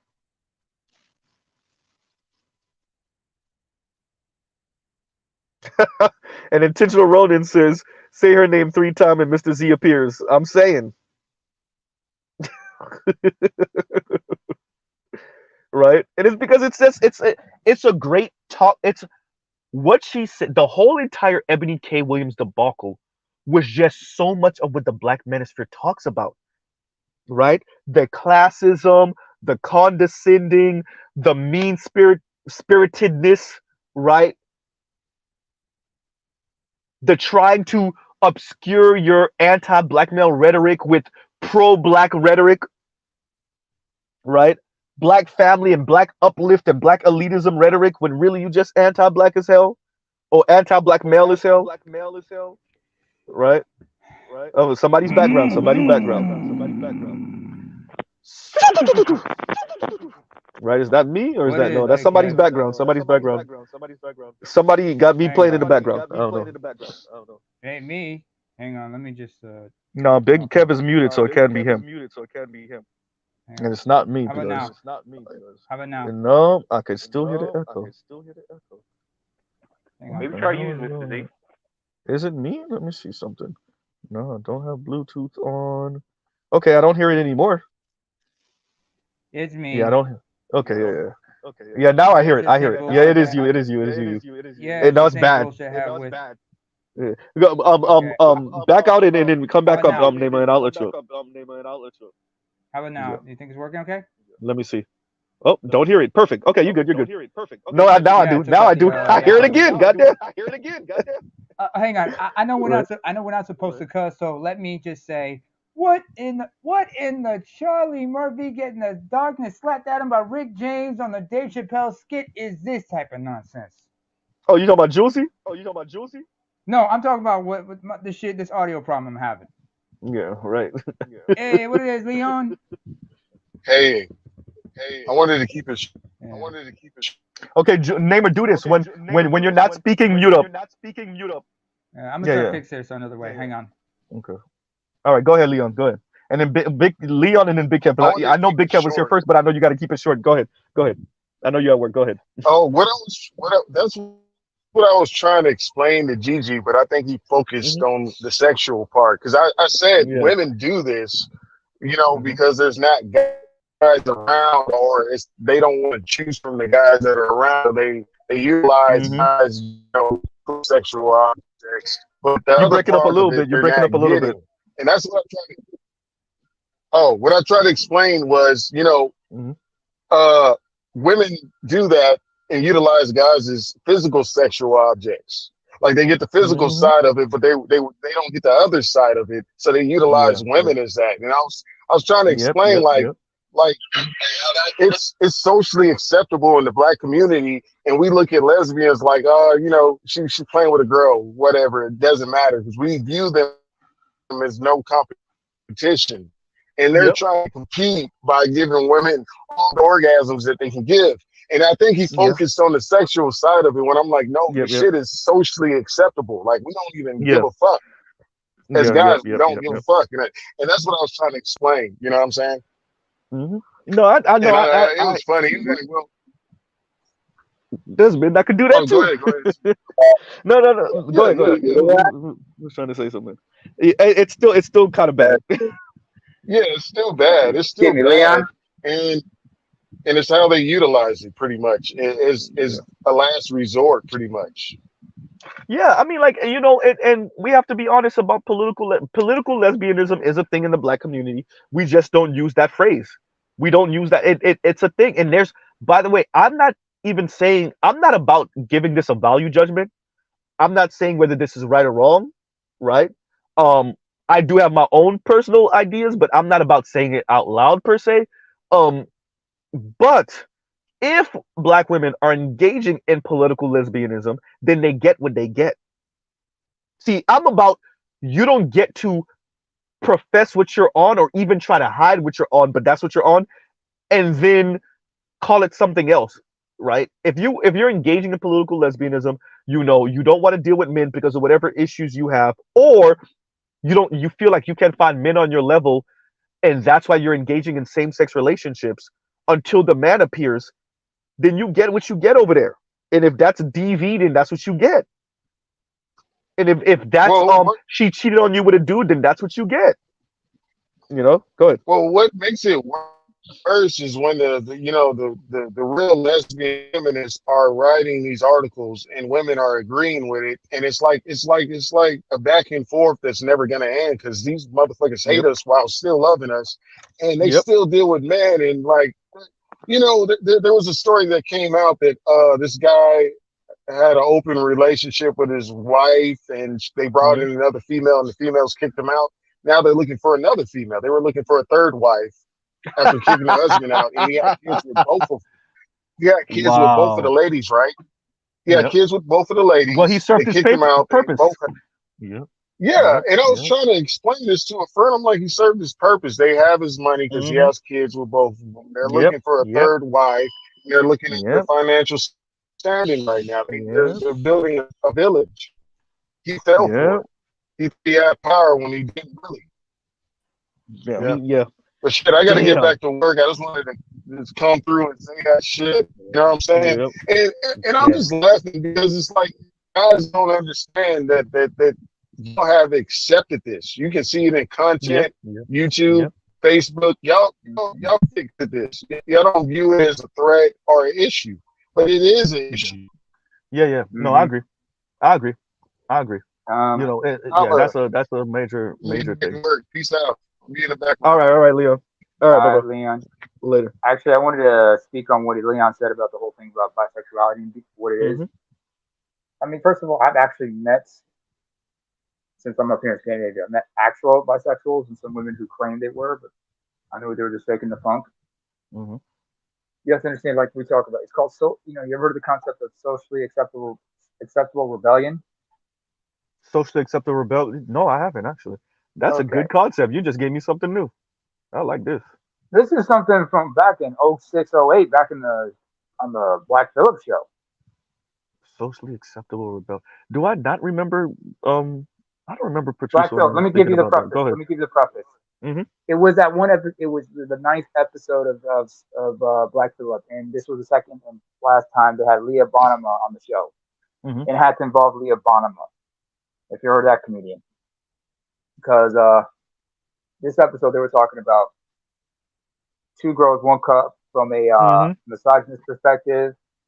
Patricia was talking about his birthday and the threesome he had, but they also found out that Leah is actually a tease. Mm. And when she claimed that she had a lesbian experience in college, but wouldn't give up any details and whatnot, it was at the very end of that episode, the last caller before they put the show came to an end, explained what he meant by socially acceptable rebellion. Okay. And I've seen this before in in other ways. Like like you're gonna see, for example, take tattoos. Somebody socially acceptable rebellion is or faking the funk by, like, say they get a generic tattoo, like a tribal tattoo, Hmm. Hmm. or somebody might get a nose ring just to look like they're badass, but they're not. And some people, and in the case of Bonema, she said, like, well, she prefaced her lesbian experience by saying it was during her time in college, in which she admitted that she majored in women's studies, which was a big red flag right there. So Yeah. basically, people just fake in the funk. So when some people claim, I mean, you've had women who have bait and switch dudes by claiming that they've had some bisexual experiences or they might be Yeah. bi just to entrap a Sexually man. so I'm sorry, that's So the same. Socially accepted rebellion. That's a socially good. acceptable, But because okay, basically okay, okay. See the. Mhm. it's Go ahead, so go ahead. mainstream that no, it's become so normalized that it's no longer seen as a form of rebellion. Mm. That's the thing of it. So when you Yeah. see a lot of people getting tattoos, you're gonna see some people try to fake the funk by getting like some of those fake tattoos that they can wash off, Hmm. or wear a magnet nose ring or something like that. I used to rock Back in the magnet '90s, of earrings course. back in So the day. I rocked magnet earrings. I actually could have got my ears pierced. I don't know I why I had didn't actually clip-ons. do it. Yeah, I don't know I why had I actually clip-ons didn't before I do it. got my ears pierced. Actually, I had clip-ons before I got my ears pierced. Man, it yeah, it okay. So okay. So Yeah. it's not surprising because I've met people who actually, and I've met actually dudes who are actual bisexuals, and the dudes that are bisexual, they're open, they're just straight up about it. Yeah, I have been with other men. I'm like, Hmm. all right, cool. And I've actually had conversations with these guys and they're shocked by the fact I understand this shit because I understand the importance of safe sex. You know what I'm saying? Because Hmm. coming from a land where HIV/AIDS is still rampant and shit, Yeah. I made it a point to understand that shit. But so some people are faking the funk, and others it's just a means well. And the problem is like some chicks who claim they're bi, but they're not really bi, the pseudo ones, because they still want to be in the feminine role. They still want to get eaten out, but they Mm. don't want to do anything. Yeah. I mean, Yep. Patrice talked about his own girl was that way. Yeah. She's 60 Yep. 40 bi, but she likes to be on the receiving end of that shit. She don't want to get to work. That's why it annoyed him to no end that she didn't have any female friends. So she would because if she did, she would understand the bullshit. But then again, women don't like hanging out with other women. They prefer to be around their men. That look, this whole I'm actually looking. Give me 1 second, because I actually want to see what was the name of the damn sister I was talking about earlier. Because I'm looking at her face right now. Let's see what her name. Well, What her what name is. can you describe her? From the Soul Food cast, the Vanessa actual Williams, show. Vivica I'm gonna Vaughn, tell you. the No, I'm show gonna or the tell you. movie? No, it was the show, not the movie, not the movie. Okay. Oh, by the way, Wait a minute, she was on the how movie too. I didn't realize that she was on the who'd movie she play? Who'd too. she Yeah, she portray? was a Who'd movie she in the portray? show. Yeah, she was. Who'd Wait, she no, portray in the movie? I'm gonna tell you right now what her name is. Give me a second. Give me a second. Give me a second. You know what I'm saying? But go ahead. Go ahead. Finish on what you were saying while I do But in this, the because meantime, while we're talking about Alice Walker, she is bisexual, or was she was closeted lesbian? hmm. Because she was in a relationship with Tracy Chapman, if you might remember. But we don't. But what people forget is she had a daughter who she had out of interracial marriage, and the father is a small hat in the Hmm. South. This young woman grew up to be bi, and she was in a relationship with Michelle and Cello. In fact, Michelle and Mm. Cello had a song called "Beautiful," directed at this young daughter. Her name is Rebecca Walker. She went by her Somebody mother's got it maiden right. It name. is Melinda Williams. It is Melinda. It's Melinda Williams. That's who I was talking about. Thank Melinda. whoever said it. Okay. Let me see. I think was it Detroit. It wasn't Detroit. Was it Detroit? No, it wasn't Detroit. Who said it? Let me see. Because I gotta call. I gotta give them Hey, Big the Kev, proper. how you doing with the bench press and the squats these days? It was Indigo Flow. Indigo Flow said it also. Yeah, Melinda went. Thank you. Indigo Flow said it. Somebody else said it too, though. Who else Yeah, said it? Melinda Somebody said it. Williams? Oh, I actually got to yeah. get back in the gym, bro. Last time I was in the gym, I was doing like 1,200 on the leg press machine, like 275 on the bench press. God So damn. Uh-huh. yeah, Well, he is Mm. 5'9" and he's like, stocky. yeah, I was about to say, yeah, well, for me, it's like I got to drop a bunch of weight. You know what I mean? Because you got to remember, Hmm. like I played on the offensive line in high school. I just got to drop weight, man. It's hard being disciplined, man, because the carbs and sugar, man. It's what I mean. It's addicting. It's So cocaine, yeah, woo, baby. right? It's okay. You can't. And in America, you can't run from it because of our diet. Our diet is trash. Everything in I the mean, store you is can. like It's just you can. It's literally all you gotta do is just eat meat and vegetables. But like you said, true, true, it's just true, discipline true. yourself to do that for like a week. Because after like a week, you should be good to go. But Yeah. yeah, going back to this point, man. Um, and again, when it comes to like a lot of like people that like overall like to distract from the space, it's just a few points I want to touch on. Okay, first of all about the Yeah. space. Okay, the reason why people have a problem with the space is because okay, it is a wide cross section of this space, right? It consists of middle to upper middle class, straight, Hmm. politically moderate, sexually active, so-called black men with average to above average intelligence that refuse to be tone policed by leftists, tradcon conservatives, or women. So because of that, I need you that in a basically hit a sound bite. Wherever you are, compassionate and callous, what Big Kev just said needs to be in a sound bite. That right yeah, there. yeah. So That's the yeah, so perfect description. Go ahead, finish. in fact, I'll say it just to be more specific, and then make sure that it is Hmm. to make sure it is soundbite.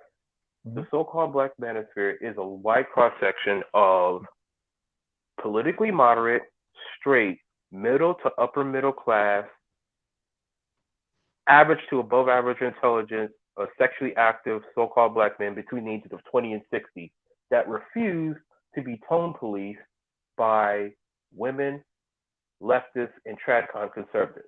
That is the reason why people get basically lose their shit when it comes to the space. So that's pretty much what it is. Number one. I So needed to mute. I muted up because I didn't want to know. I didn't want to interrupt you. I needed that. Then compassionate kind of said, "Yes, sir." Look, that was exactly. Big Kev just summed it up exactly like that mission statement. Boom, right yep, there we go. Go ahead. boom, right there. Go ahead. Right between the eyes, right between the eyes. So Right. Go um, ahead. Go ahead. what was I about to say? But in regards to again, like I said, with a lot of them, when you talk about these women reconciling feminism with patriarchy, it's like understand again, if you look at the actual history of feminism, not the version you've been taught in school, it was always it was always coming from like an elitist point of view. I mean, even if you look at people like Yeah. Sojourner Truth and Susan B. Anthony, they started Yeah. off the gate like we deserve to have rights over so-called black men. Mm. That's the reason Mm. why, again, the more quote unquote the feminisms you have, the more family issues that you have. Because again, the concepts of like women having suffrage or, you know, women being seen as political equals, these things are not new. But the difference between a lot of these pre-colonial eras and now is that number one, okay, they didn't rely a lot on modern conveniences, and then number two, women were still expected to basically do their part to work to help keep the tribe alive no matter what. So Yep. it wasn't like a you just sit on your ass and do nothing and look pretty. It's like, no, get your ass up and work. You got to do something. You got to be useful in some way. You know what I mean? If it's not raising the They children, it's didn't like, remix the whole. They've remixed the whole Regency era, Victorian era, and they exactly. They're trying really to, think. Yeah. right. Yeah. Go. Go They're ahead. Go trying to ahead. apply Victorian, upper class Victorian era principles, to, like 18th or 19th century Victorian era Exactly. principles to like 21st century life. And it's just not going to work. Where's the So, castle? exactly. What is this? Some shit from And then, Bridgerton? Bro, exactly. this that's why I call all that. Shout out to Raj. We call that shit psycho crack. Like, Raj came up with that. I was like, exactly, psycho crack. That's what that is. And they're watching these shows like damn, they're drooling over this shit, like wanting that in the modern era. I think Yeah. I think that's one of the. Oh, I'm sorry. Go ahead, bro. Yeah, and then also too, when you talk about Don't forget your point, bitter you, because I know it's gonna be good. Go ahead, Big Kev. Go yeah, ahead. Go ahead. yeah, but then also too, like you said, the reason why you keep talking about, one of the super baller type dudes. Really what it is this, especially when you talk about how, we can't leave them alone. This is what it boils down to, Mr. Z, is they want to have sex with men for completely superficial reasons and then turn Mm. around and blame all the negative consequences on so-called black men, especially working class so-called black men. Yeah. That's what it really boils down to. They want to fuck for superficial reasons and then say anything bad that happens to me or any type of mental illness or anything like that happens is basically 100% white men read black men's fault. Alexa, show So me a picture of a black man with a broom in a dustpan, please. Cleanup man. Go ahead. exactly, Go like you ahead. said, the cleanup man. And then in regards to why they have to and this is why also too when it comes to, like the negative PR campaign. Listen, all this negative, this hatred and antagonism and over the top, just visceral misandry. It's just a massive coping mechanism for the fact that a lot of these chicks hate themselves for not being a blonde white woman.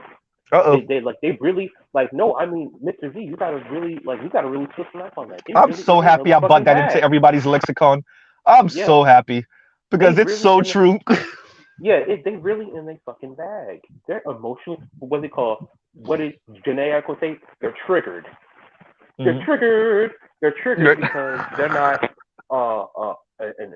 an upper middle class Mhm. upper no an upper middle class to upper class blonde white woman with a Valley Girl accent talking about oh my god Jennifer. You forgot about the dog, the teacup dog in the bag. That they gotta have the Exactly, teacup dog, and the exactly, Starbucks coffee in another hand. Bums, and a part of the reason fucking basic bums. exactly, and then also too part of the reason too that so-called passport bros and dudes that kind of like date internationally, interracially, why they get so much pushback is because most so-called black men don't see most white women as special, and you can clip No. that for compassionate cows as well. In Pause, America, pause most for the so cause right there, Big Kev. Pause for the cause. I'm sorry for the interview. I'm gonna let you keep on going. So when I was, it was either Yanni. I want to say it was Yanni's comments, and I was livid because they were like, why aren't they going to Europe? If they're going to the third world to look for poor women. I'm like, no, you fucking dumbass. We're going to Africa because we want black women. We just don't want asshole black women. Like we're not going to Europe because we don't want white men. See, contrary to popular belief, and this is where Big Kev comes in. Like they can't actually fathom that we don't want white women. We're not running to Europe because we don't want white women. We could make that American accent work for us, right? We could make that work for the whole bad boy black American. That could work in Britain. That could work in Western Europe. That could work in Germany. We're not doing that because we're not going to Europe because we don't actually want to marry white women as much as y'all think we do. That part. Go ahead, Big Kev. yeah, and then not only that, but most of the so-called black men that do have sex with white men, they don't see them as special. I mean, Yeah. go ask a funky academic. You know what I mean? Yeah. He's married to a white woman. Yeah. I mean, And you see how he be flaming white women. He be catching that. Exactly. Exactly. really? Yeah. Hell, Yeah. one of my Yeah, brothers- yeah. A lot of people don't know that. Yeah, no, he's married to a white woman. Yeah. Yeah, Okay, then, all right. You learn something new every day. hmm yeah, exactly. Hell, one of my cousins, you know what I mean? One of my cousins is married to a white woman. He never Got one talks too. about my white My woman, white white goddess. queen. No, he doesn't say none of that stuff. No, Yeah. literally, he's just as humble. He's like, hey, listen, I love my wife, and thank God. And Right. you know what I'm saying? And he's opened up his own church. And I'm like, hey, bro, good for you, bro. Like I said, he doesn't throw it in people's faces that he's married to a white woman. Yeah. He's just like, oh, she's just like a woman. She's feeling me. We get along. So yeah, What Eddie Griffin said, I need my white bitch. I love my white. Eddie Griffin had me dying on that stand up. I've got two cousins. They're both in Sweden. One's married to a Swedish chick and has two kids by her. hmm Another one just recently has a daughter. Only the funny thing, his better half is not white. She's not black either. She's actually Persian. And I'm like, what the fuck? But you don't see this big fixation on white women like that. When we get involved with a woman, you get involved with her because she's attracted to you. You find her attractive. The shit works out, but you don't I don't. brag about her being white. You know what it is, Neymar? Her, I don't think they realize we don't see white women the way they see white men. And the online dating statistics is showing that more and more. We just don't put white women on the pedestal you think we do. no. And argument's sake, let's say we did at one point. Let's say from about Jack Johnson's era to about OJ Simpson's era, them Negroes was like, guess what? The second I make some money, I'm gonna go get me a white woman. Let's say that. Let's say it did exist for argument's sake. It's been done. It's been done for decades now. Niggas ain't doing that. First of all, that's arguable if we ever did that. But if I was even willing to concede that, I would say that would have been maybe a particular era, and then niggas was done. As a matter of fact, half the time when these brothers get caught up with a white woman, it be brothers that be like, nigga, you should have known better. It don't be only women, it be brothers, right? A few years ago, was it a basketball player or football player that showed up to something with a white woman, and brothers would have went flaming him. Like, what are you doing, right? I done seen the videos of a dude. It was a football player. He posted. It was he posted online. It was a picture of him with his wife. Mhm. Everybody put him on blast, and he defended his wife. I remember the mad bus driver defended that dude. He talked about that. Yeah. So like that, and it happens. I was watching a video. It was on IG. Dude was at a house party dancing with some white chick that had no rhythm. Whatever. Mrs. Z got 2 left feet too, so it is what it is. And his homeboys, you could tell they like straight out the hood, and like 3 homeboys, and they all looking at him like, nigga, like so like. It's not a thing. I'm with Big Kev on this one. It's not a thing. But Neighbor, before you go, let's let Better You go, because he was trying to say something earlier, and I didn't want him to lose his point. Well, But let me go give ahead, it an intro at least. Let me give Better You an intro at least. Go. Welcome, ladies and gentlemen, to the Bedside Baptist. Please come on in. Walk on. Remember to wipe your feet before you come. Wipe your feet at the goddamn gate. It has been raining all morning, I'm so trying to make sure to tell wipe your motherfuckers. feet. Wipe your feet at the door, motherfuckers. Now, of course, I'm not inside the church one because I'm out here at the door. Wipe your feet, motherfuckers. Wipe your feet. Wash your hands. We got that. We got hand sanitizer for some of y'all. Come on in. All right, come on. Go ahead, Mind the better you. pews. Mind the pews. Go ahead. So Big Deacon, Cat, better you. What you got to say to the congregation? Big Kev made a great point about working and contributing. And one of the things that I feel is often lost in a lot of discourse is a lot of women have this idea that, it's a perfectly attainable thing to kind of just sit on your ass all day and do nothing. When historically and even empirically now, like you talking like really upper crust and relatively Upper well crust. off. Like, Hmm. and when I say sit on your ass and do nothing, I'm not counting like stay at home parents and stuff like that, because raising kids is a fucking job. But Hmm. like literal, like, hey, we valley girls, we Made sip wine all all of day it. type shit. Yeah. Yeah, Yep. Yep. like Yep. that's not really a thing unless you're like fabulously wealthy. And most Yeah. people, once again, due to capitalism, is not going to be fabulously wealthy. Ever. Like it's not a No, thing. not whatsoever. Hey, I'm with better you on that. It's not it like. Do you understand what we're talking about? To be able to, you don't lift a finger. First of all, that means we can't call you a stay-at-home mom because stay-at-home moms, like better you said, they're doing work. You changing diapers, you folding clothes. Yeah, you might have your stories on TV or whatever Lifetime crap, but you going out to get groceries, right? If your husband say, you know what, babe, you said you could you cook something else different? Like you cooking, you cleaning, you ironing, or you go, or at least you going to pick up clothes from dry cleaning. You doing all of that. You not just sitting on your ass. So in other words, you want a maid. So why are you here? Why am I not piping the maid? Right? Like, you know what I'm saying? On my Arnold Schwarzenegger thing. Like I'm with better you on this. Like, yeah, this idea of Ha, I'm ha, a my Maria, man is a mil, and then Maria. remember, wait. And then you gotta remember our home is going to be big. So you want a maid, you want a nice huge house, you want your own nice luxury vehicle, you want probably a pool in the backyard, you want kids in a nice super exclusive school, if not a really really dope public school, a nice ass private school. So this is not six figures. This is millionaire stuff. And not even no low ass millionaire too. You Facts. know? Yeah. Yeah, This is and not six and like figures I ain't said, doing that. Go ahead, go ahead. yeah, and like I said in the comments, Mr. Z, Mhm. because again, this is one of like the lies that like a lot of like people unfortunately on the left promote, where they try to make it seem like hierarchy is like unique only to like capitalism or like white people. I'm Mhm. like, no, not necessarily. No, it's But not. going Yeah, back yeah, to my yeah. point about money, it's like if everybody's a millionaire, that's called hyperinflation. Yeah, yep, The yep, money's yep, yep. worthless. Yep. Like it's impossible for We're everybody in the to be Weimar Republic. exactly. That's it's impossible for everyone to be rich at the same time without Weimar. there Yep. being It's hyperinflation. Weimar? So Weimar Republic. It's right. exactly. In German, the W is pronounced as a V. Okay, okay. People knew what I was saying, but go ahead. You know, I'm agreeing with Big Kev on this. This is if but and not before we even get into hyperinflation. If we're all millionaires, it's not special anymore.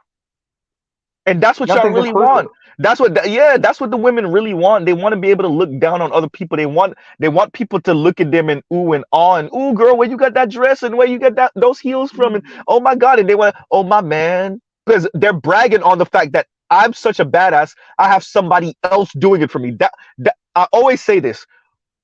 If a woman says, if two women are arguing with each other and they both got red bottoms on, the one that bought the red bottoms herself is not the one who won the argument. The one that got her man bought her red bottoms is the one that won the argument. And women know it. Any woman listening to me right now, tell me I'm lying.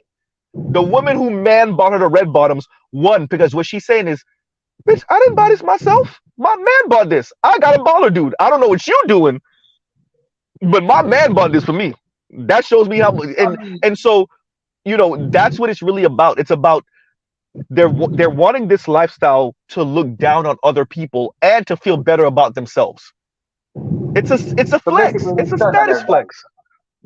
It's They Say it the again. stunned on everybody. simultaneous desire Yeah. for Stunned on everybody. Yep. feminism Yep. and egalitarianism. to my point with bell hooks. Like Yep. I've jogged through The Will to Change, and it is some of the hardest shit to read, and it is really dripping with contradiction. And I feel it comes across a lot of times when you, like Indigo was saying, with some of the women that you converse with that are on that tip, that they really think they know you better than you, and it's like you ain't never had a dick a day in your life. You don't know the fuck this.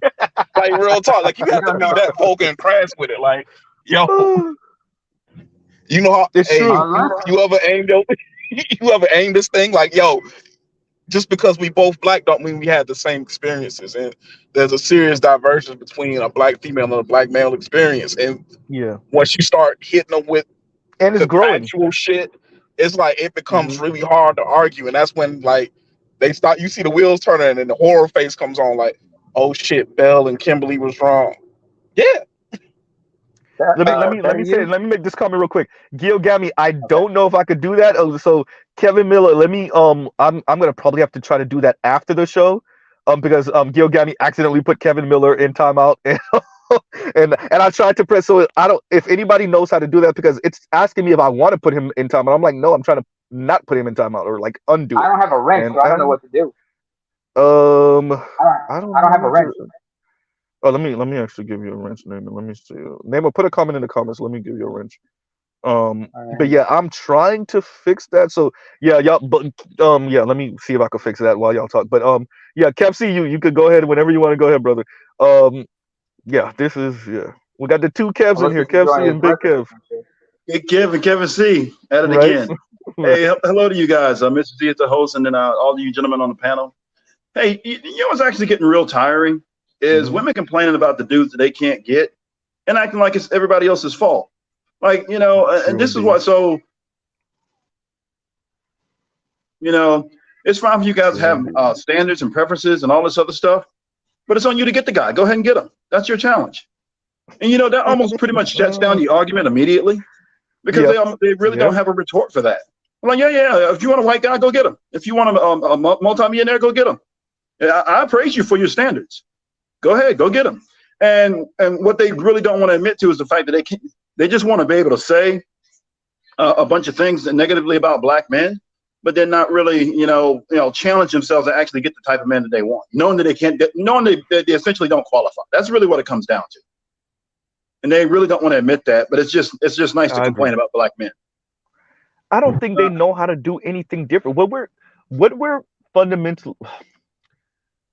I don't think these people really either want to work on themselves or think they have anything wrong with them. So you have to complain about black men as a group because you suck at either picking them or you're picking what you want. And then whatever the blowback is, whatever the fine print is about that, then you're having an issue, right? So Yeah, absolutely, that, yeah. and that's the issue, that the Ebony K. Williams, everybody from your hood sister that's picking wrong all the way to the top that's picking wrong, they refuse to accept that it's them. Or even worse, this is where we get into, like, you need to be in a straitjacket. They realize it's them, but they want you to be so great that it's not them. Look, I know I picked wrong, but can you just be great enough that even though I picked wrong, that somehow you just magically become what I need you to be, right? Yeah, Like, so, absolutely. I'll so say we need something to else. work on Check this perfection, out. man. You know the other issue I have is that I noticed that as women get older, their standards get higher. Now, if you Oh start at yeah. 18 and you have high standards from the beginning, then you should be married in like one, two, maybe three men at the most. Yeah. Simone Biles, Olympic athlete, world famous, she's already married now. Yep. She dated like a couple of Yep. guys and she's done. Married. She's not even 20. I Yeah. think she's 25, 26. Bam, she's done. Mhm. She So left China. I can't do this anymore. It's time for me to get married. That's what she was saying. I'm out of here. Thank you, exactly. She was thank you for my medals. jonesing for I'm the dick. gone. Yeah, so She was jonesing and for I that understand dick. she has some advantage there, but still, that's the age range that men want women. And I always Mhm. question, I'm like, okay, the standards you have at 40, Ebony K. Williams, did you have those same standards at 18? Did you, when you dating multimillionaires at Mm. 18, is that the guy that you want right now at 40? Is that the guy that you were chasing at 18, 19, 20? If you weren't, then all you did was just, as you got older, as your value dropped, as you put on weight, as she doesn't have any kids, but you got women picking up Mhm. kids all over the place. Yep. That they got promiscuity, they got sexual, they got all kinds of issues, emotional baggage, damage, and everything else. And now they say, hey, look, I'm 40 years old and I still need that multimillionaire. Like, no way, sis. And then you know what kills it? This is what I got. I can't believe I didn't say that. I can't believe I didn't say this earlier. Ebony and her and the ones just like her. You were on Mount Olympus. You were on it. You were on Mount Olympus. You done rub elbows with all type of millionaires, maybe even a couple of billionaires, and they didn't pick you. As a matter of fact, they might have kicked you off of Mount Olympus. That's it. It's done, right? Especially with how loud and brash you are and how condescending you are. It's done and they're throwing a temper tantrum. Can we just admit that Ebony K. Williams and the women like her are 40 years old, 38, 39 years old, 41, 42 years old, throwing 7-year-old temper tantrums because they can't get or keep the men they feel they deserve? I said feel they deserve. And that's all it is, and that's okay. But yeah, we not going to coddle you. Other women may coddle you, but we're not going to coddle you because you're a 40-year-old throwing a 7-year-old temper tantrum because I want this and I want this lifestyle and I deserve it. Who said? Love is not no deserve thing. It don't work that way. Yeah. Unfortunately for them. You got to go out and get it. You got to go out. You got to qualify. Yeah. Hey, I'm getting ready to take off. I'm gonna say one last thing, and then I'll leave it to you, gentlemen. Listen in the background because my wife and I, we get my lovely and amazing wife who's winning over here. We're getting ready to go to church, right? But but check this out. So, and Julie, she was talking about. You notice how when she was speaking, she was talking about all the systemic issues that keep black people in certain positions. Now, so when black men talk about that, it's like, hey, well, we don't want to hear that. There's no excuse. Yeah. You guys need to step up, black excellence. You guys are below the bottom of the barrel, not economically desirable, et cetera, et cetera. I noticed that only applies to women. The history, the systemic issues, the problem, the racism, none of that applies to black men. There's no sympathy for you in that feminism. Intersectionality. That's what it is. Exactly. Intersectionality. Intersectionality says you're black and a man, your oppression is not as bad as mine. Exactly. Well, black men get none. But anyway, hey, thanks for letting me up there, Z. I'm listening to you guys, and you guys take care. Have a good one, okay? All right. Definitely, Kevin. Yeah, have a great rest of your day. Enjoy church. Go learn the word of God while we over here with wait, Naaman. Go learn the word of Naaman, wait. We go learn the word of God while Better You is over here with bedside ministries. Bedside actually going to hear the word. Bedside Baptist. All right, hey, thank you, gentlemen. I appreciate it. Hey, my wife is winning over here, so we're good. I don't know what the rest of them are doing, but we're winning over here. They're losing, talking about like they winning. Talking like they winning while they losing, while they crying themselves to sleep at night. Oh yeah. You know they crying. Go ahead, Naaman. You were trying to say something earlier, and then I'm Better You. Well, yeah. First of all, Kevin C, pray for us all. I know we all gonna make it to the promised land, but unfortunately, we got to go through hell to get there. But what I wanted to say, I saw something interesting, like you talked about. Y'all talked about like experiences of black men separate from the experiences of black women. Anecdotally, I remember a situation where I had a conversation with a friend. And this goes back to the bisexual thing. This woman was bisexual, white, but she'd never been attracted to black men. I said, "You've never been attracted to black men?" I said, "No." Then she goes, "But I've been with a person," she mentioned, a friend of hers, who is, despite being biracial, for all intents and purposes, is a black woman. In the back of my mind, I just wanted to look at her and say, "Bitch, that doesn't count." Because let's face it, not to be too vulgar here, but dark meat is not the same as dark pink. You understand what I'm saying? Yeah. What the fuck? What the fuck? What the fuck? Why are you getting all grossed out, Mr. Z? Go ahead. It is what it is. Compassionate and Callous already post the video up. That was good. That's good. That's good. Wait a minute. By the way, I added him to the. He already. Okay, he sent it. I got it. All right. Let me make sure it's in my history. You getting slapped? No, it's in my history. That was good. Damn, that was good. That was good, Compassion. That was good. He came. What He you can't. talking No compassion. No, the segment that Big Kev just remember when I was telling about? compassionate. I was like compassionate wherever you are. Splice this in. And he already did it. He Oh, already okay, did. He okay. already. Yeah, he already did it. He added it. He came up just to put it in the back chat, and then he already out. That was good. That was quick. Yeah. That I was just good. realized something. When I've never seen some of these people you talk about, right, until recently, right? So I Mhm, looked at Real Talk Yanni with her haircut short and everything. mhm. She looked like a younger version of Jennifer Lewis. Yanni. Yanni. Or the Yeah. Paris Milan, one of them. No, With her it hair wouldn't be short. Paris Milan. Probably Yanni because Yanni's the one who rocked the short hair. Yanni's not a unattractive woman. She's just a snarky a hole. Yeah. And you could tell the thing with Yanni is that she's not gonna change it. And I can see it in her that she realized that it's gonna be a hindrance in getting men, or especially the type of men that she wants socioeconomically, definitely economically. Hmm. I could tell, you can hear it in the inflections in her voice when she speaks about herself and when she speaks about dating and when she speaks about sex. You can tell that she's reconciling. Like, I'm not going to change me for no one, but this it might be an issue in my dating life. And I remember hearing Uchechi do the same thing. I heard Kim Foster do the same thing. Right? You can hear it in their voice when they're speaking about themselves and their dating life. You can hear it when they speak. I'm not gonna change me. The young lady I covered a couple days ago, right? Hmm. That O'Shea covered. Um, they're saying this. You could tell. Like, I'm not gonna change me. I like who I am. Screw it.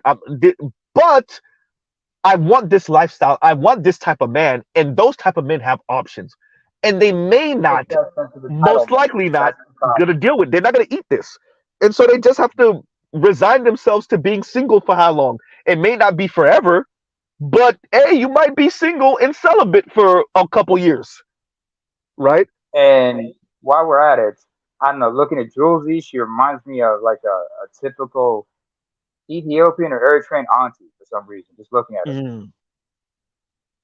Yeah, well, some of them Detroit. get old, they get kind of they get bloated and shit. I'm like, ah, that's nothing new, but when she wanted to talk about certain things, she wasn't gonna really go all the Yeah. way. No, she could. I know, but to tell you the truth, out of all of the politically minded, socially minded, particular left leaning people, black people that I've heard cover this outside of me, Uh-huh. Juicy wasn't the worst. I'll say that. Especially people that's doing numbers on YouTube, she definitely wasn't the worst. We could still critique her. We could definitely still disagree with her. Definitely, I mean, I literally spoke about her for an hour and a half, but she wasn't the worst. And she actually went there with it. Now, she still got to walk that tightrope and still be, I'm down with the sisterhood. But if there's a scale on worst to better to worse, she's not. It's not the worst. But she's not without her The most bullshit. egregious to the least egregious, she's not the worst. And I mean, I Mm. know now we're doing distinction without a difference, but yeah, there is a distinction between her There, and Kim Foster. You know.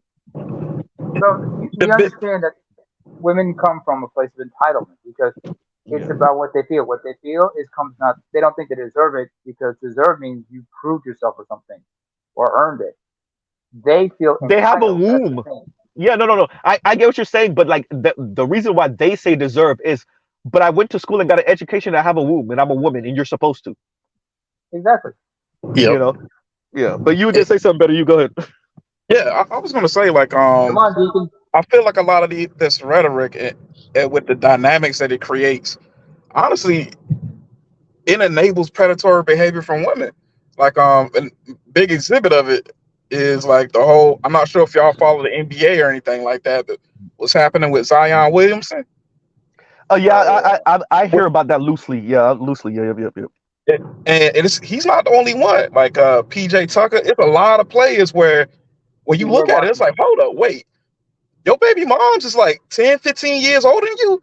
Like this Yeah. chick coming to your college games when you a freshman? Praying on you. Yeah.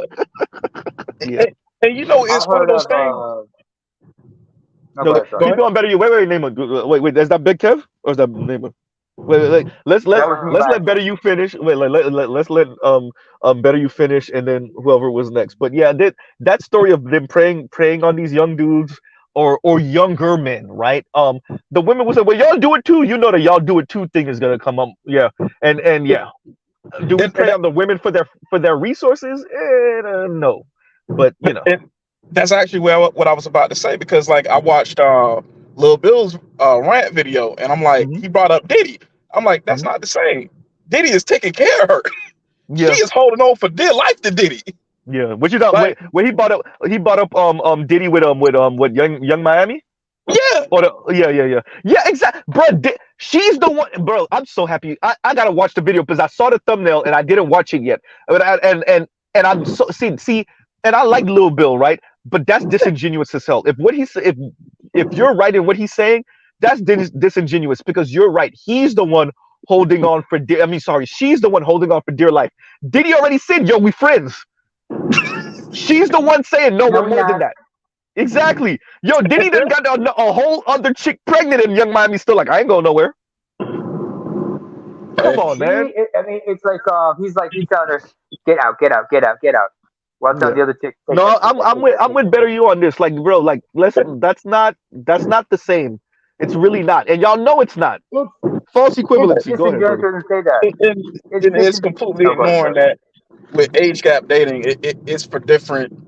It happens for different things for men, older men, and older women.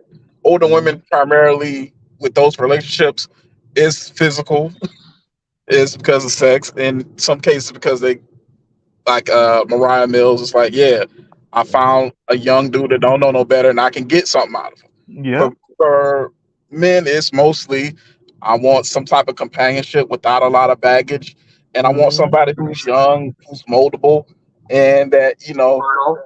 doesn't come with all this bitterness. Well, this is where Ed comes in and he says, they're going to try to implement some type of weird ass um um Romeo and Juliet type of not laws, but kind of social acceptability, right?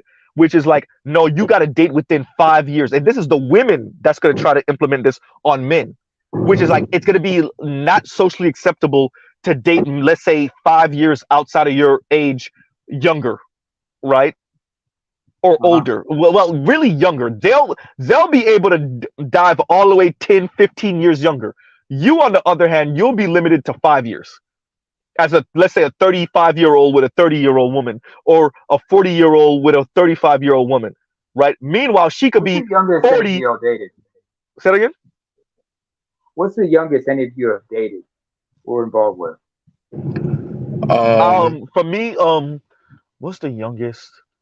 Mine's was 6 years, and that's when I was 33, 33. Hmm. Yeah, youngest youngest yeah. I She was was ever 27. youngest I was ever involved with was 8 years. Youngest I've dated and had a relationship is my current one. She's like 4 years younger than me. Yeah, yeah. Yeah, And usually it don't. The gap is not huge like that. But yeah, go ahead. Then. in my case, we could say 10 and a half. Oh wow. I was 28. Hmm. She was 17 going on 18. She was like a couple months away from turning 18. And here's the thing for me, I didn't have to worry about any legal problems because in Norway, the age of consent is 16. So she was Mm, well above the age of consent. yeah. So that age of consent laws, but it wasn't anything foul. In It was America, just, Neymar would have been under the jail. oh, If we no, talk no, in that no. direction, Yeah, then it's No, 15. because yeah. no, in certain states, it's like in certain states, it's as young as 16, some like Yeah, no, 17, no, no. potentially 15. No. I'm agreeing with you. No, I'm not saying that, but I'm saying like in America, the way, not just the laws, the way socially we're speaking about these Mhm. things. Oh yeah, they would have tried to put you under the jail. I'm No, sure they yeah, would. Right. and I wasn't saying like 15 was the age. I was saying Hmm. I was talking about women younger than me. Yeah, As far as the women gap. older Yeah, than me, yeah, it's 15 years the max. Yeah. older than me. 3 years. He's 3 years older than me. Yeah, but yeah, that was the Um, oldest. Yeah. I was close to getting with somebody older, but unfortunately for me, um, she was like about 5, 6 years older than me. Mm. But she had but she had a couple kids, and a little thing on her lip also told me, yeah, not gonna happen. Uh What? oh.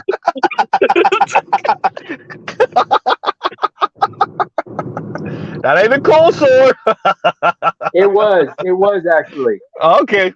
I saw That's, it and I turned it down. In fact, that was, in fact, I remember I've told the story a couple times how I had to like avoid almost caught a case. mm, I involved the same bisexual friend and another friend of hers who was bi, and they were been drinking. I was sober. I had to avoid that. I kind of like shut that shit down. Make sure everybody got home safe. pause right here, Name because I gotta address what Will AR and Trell Bentley is saying. Okay. Okay, this is the thing. Mariah Mills and look, man, Mariah Mills, y'all already know if you've done watched any adult film, but hey, but it's usually with white dudes, which is man, okay, whatever. Look, Zion wasn't ready for that. He was not ready for that. Okay, he was not ready for that, right? So so she put that super experience on his ass. He was not ready for that, right? For You know the he was look, probably beating off for to the her, right? bro, and make it way for the look back with the back shots, right? For the sexy moan, not the moan, but the sexy moan, the sitcom, bro. You look the experience and that look. What was it? A senator or Congress member? I think it was from around y'all area. Better you, the Carolinas. The Mark one Sanford, yeah, you governor. already. Yeah, exactly. You already know where I'm going. He cheated on his wife with the Latina. He went to Argentina, right? Come on, y'all already know. Oh yeah. You married to some, and she had an illness at the time, right? Didn't she end up passing a little bit after that, a couple years after that? I But think she had like some type of cancer, but the whole yeah, thing was he Are we disappeared talking and about was John on the Edwards? Talking Appalachian about John Trail yeah. Edwards? for a couple Wait, weeks. name her, please. Land. Go ahead. Sorry. Yeah, like they put this little bogus thing out because he literally just left. Yeah, Didn't I tell remember the nobody where he Appalachian was Trail at. excuse. I remember the Appalachian Trail excuse. Lieutenant Governor was like, I Oh don't know if I'm Yeah, governor. Like, yeah, right. But I bring that up to say, that Latina put something on him he ain't never experienced before from Argentina. Y'all understand the dude flew out the country for this? He flew out yeah. the country and lying that he was on the Appalachian Trail. I remember that story. I was like, nigga, right? So I'm saying that to say, like, women don't like when you give your man that whatever, that I'm just here, I'm just starfish. Y'all better hope he don't flirt with and a baddie put that fire on him because it's done. He not gonna leave you for her. Oh, but he gonna be over there for a while. He might not leave you, but oh yeah, he go and so I'm saying that with Zion to say, Mariah Mills, this is her career. She literally does this on film. So yeah. Zion wasn't ready for no, you know. Come on, man. Zion is Man, immature, first of all. Let's get that yeah. straight. He's So young, again, he's immature. Zion Williamson is immature as hell. Mhm. He Not to mention he 22. don't care about he don't know and on top of that, he's in New Orleans. He doesn't give a fuck. Mhm. He's playing with the Pelicans. He thinks he can just coast because look at him. He's 6'6", but damn near 300 pounds. I mean, Snowman in the morning, they've just been slamming on him because of his lack of work ethic. And you would think you'd know better. But no, he's just been chilling in the Big Easy. this is my thing, and the two things can be true at the same time. Yeah, could he Uh-huh. take his career a whole lot more seriously? Yeah, but at the same time too, in some of her tweets, I think she said they've been dealing with each other for like 2 years now. So you met Mm. this brother when he was like 19, 20. So it's Wait, how old like is she? she's 30, 31. Mariah Mills is She's Ooh. Mariah. Wait, Mariah is only 31. I thought Yes, she was she's like maybe like 31, my age, 32. maybe a Like, little bit. Hey, bro, hey, bro, y'all need to stop with these surgeries and all this other extra stuff because I thought she was a little bit old. I thought she was like my age, maybe older. Hold on, yeah, I'm I don't checking know why Wikipedia I right thought she now. was like 30, 35, 36, maybe 38 or something like that. she's either 31 or just turned 32. Hey, let's Mariah just Mill say or that, Mills? hey, those mileage, I'm gonna say this, how am I gonna say this? Ooh, hey, bro, y'all, look, there's something about the mileage. Let's just say it may age you it may age you a bit because I swore she was around my age, right? But either way, okay, she's still older than him by years. Yeah, nearly a That decade. experience, bro, that experience, he's not ready. And like Indigo Flow said in the comments, he was like, bro, I wouldn't even be ready for that, bro. Nobody would be. Nobody, bro. This is her. Okay, look, we've been with women before that we like, God damn, and these are not people that get paid for this. Well, hopefully they're not people that get paid for this. But this is a person that gets paid, and she does it on camera with experienced men. You see what I'm saying? So you dealing with a woman that she already fought World War III. She done did this, and you coming over here with your Sparta army. Get the hell out of here, right? Like, bro, this is yeah, Yo, everything man, about her is not real. She's unnatural, by the way. yeah, oh yeah, It says definitely. that But she's from guess what? When she throwing it back and doing the sexy moan and looking back at it and looking you in the eye while she's doing it, and you're fucking 10 years younger than her and inexperienced. Okay, yeah, you had a couple of somethings in high school.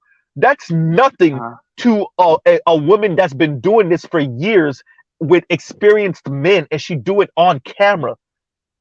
She's been doing this for only 6 years. She's been active. She's been active since 2017 at Come on, 31. She man. on OnlyFans now, man.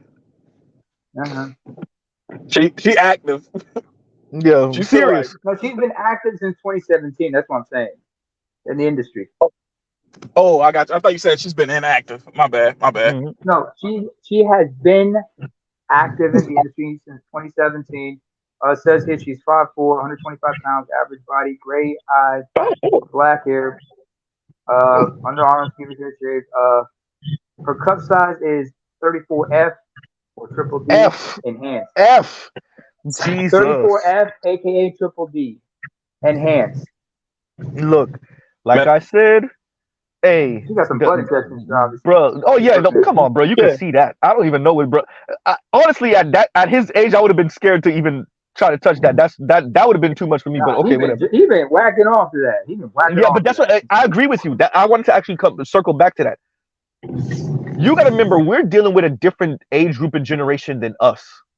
So Yep. even though maybe you had like rudimentary internet porn on your phone back in the day, it's not what these kids have with damn their HD HD porn on their phones easily accessible. And like Yeah. Nema was saying, this dude was probably jacking off to her when he was younger. And now he gets to meet her and actually pipe in real life. You That's see what I'm facts. saying? Yeah, but You know? he don't understand We that. had we had First of all, DSL, man. Them DSL titties wasn't the same, man. Bro, hey, look, it's a different, bro. It's a different game now. I really feel for these young men because these IG chicks, because the IG chicks that's really getting flown out and they doing something strange for some change, and they in dealing the with like Middle low East and level everything, ballers, yeah. right? They're dealing with low level ballers. When she get a hold of your about to be drafted in the NFL, NBA son, oh, it's a wrap. She gonna put the most fire, and you know his young ass gonna want to go raw anyway.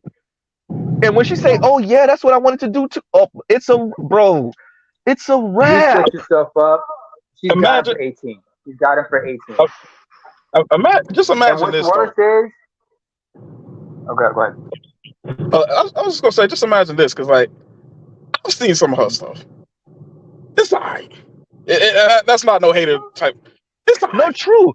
No, but It's all right. But remember, you're talking about someone that's 18, 19, 20, 21 Yeah, type. You know what I'm saying? Like, come on, yeah. man. And whatever he was dealing with back in high school or maybe even early college, they don't got what she got. So yeah, it's all Oh right, no, but Yeah, yeah, you know what I'm saying? So oh yeah, no. I agree with you though. but she's Where five I foot was going four. though, Hmm. imagine if a Jada 5, Candace Vaughn, Oh man, come on, Nia man. Knox, you gotta go. Look Oh, at that, bro, man. Jada fired bro. that nigga, Cherokee bro. D. That nigga would have come outside. That nigga been showing up to practice late every day. Or Pinky. Who remembers Mia G? She was light skinned and Come everything, but on, no man. titties, but had that ass.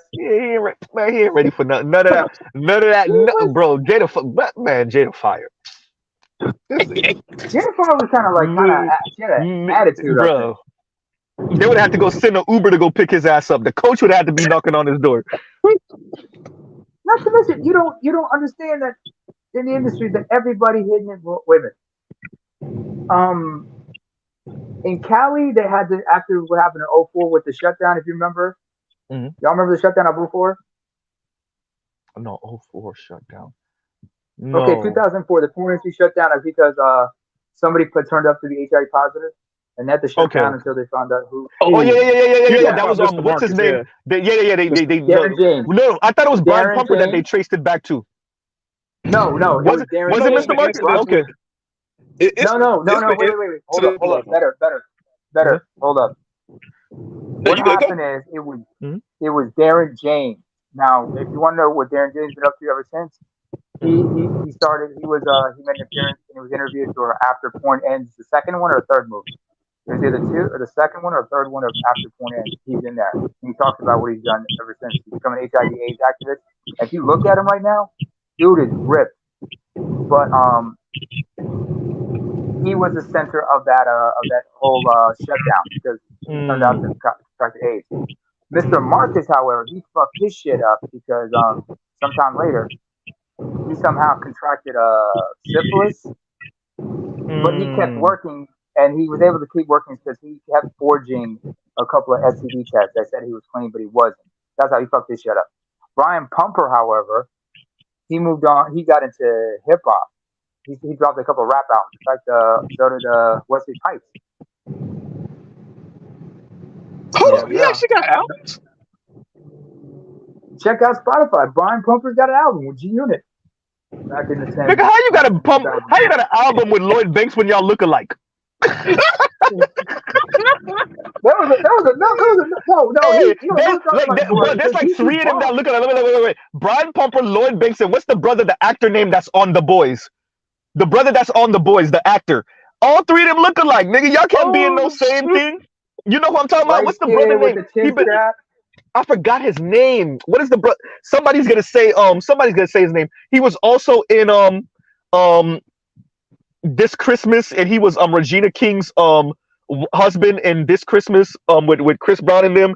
He was also in what is that brother's name, man? He's been in so much damn movies. I forgot his name, I but know who you talk about. The Alfonso. he Yeah. don't Thank got you, Detroit. superpowers. Alfonso. Yeah. That brother. Alfonso. All three of them look alike. Brian Pumper, Alfonso, and Lloyd Banks. All three of them niggas look like brothers. So I don't want to see them together. But I'm like, who's who, right? So Oh yeah. god! Oh yeah, he Wait, was in Laz Fast and Furious. Yeah, Alfonso? you're right. He was also in Fast and Furious. Laz You're right. Alfonso.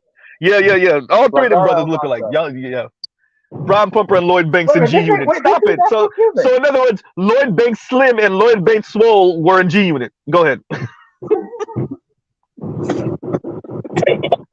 And Lloyd Banks is actually a month younger than Charles.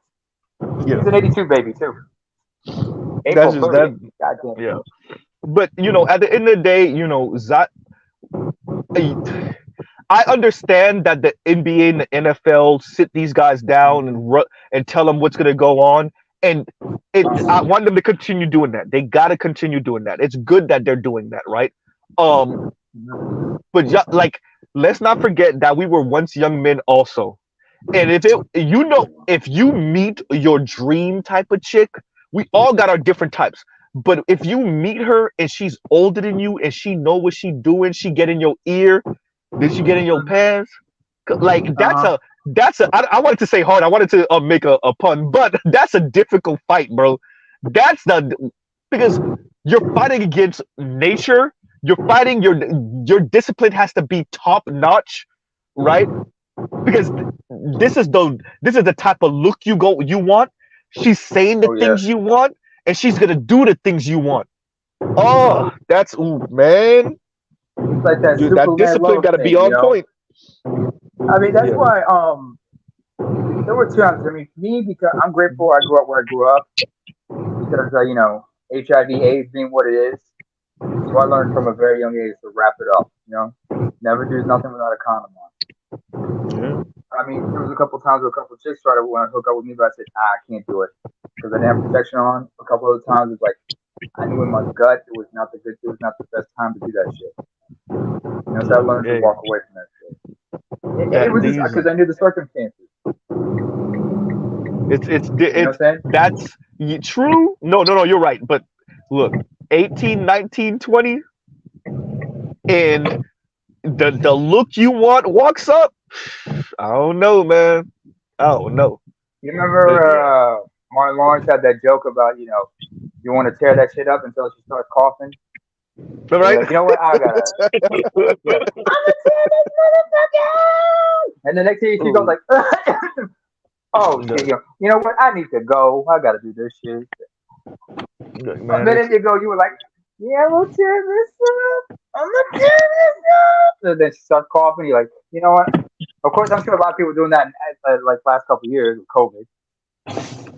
But look these. But like, I get it. like I wouldn't and look, my support system would be on my ass, right? My dad, my cousins be like, nigga, what you doing?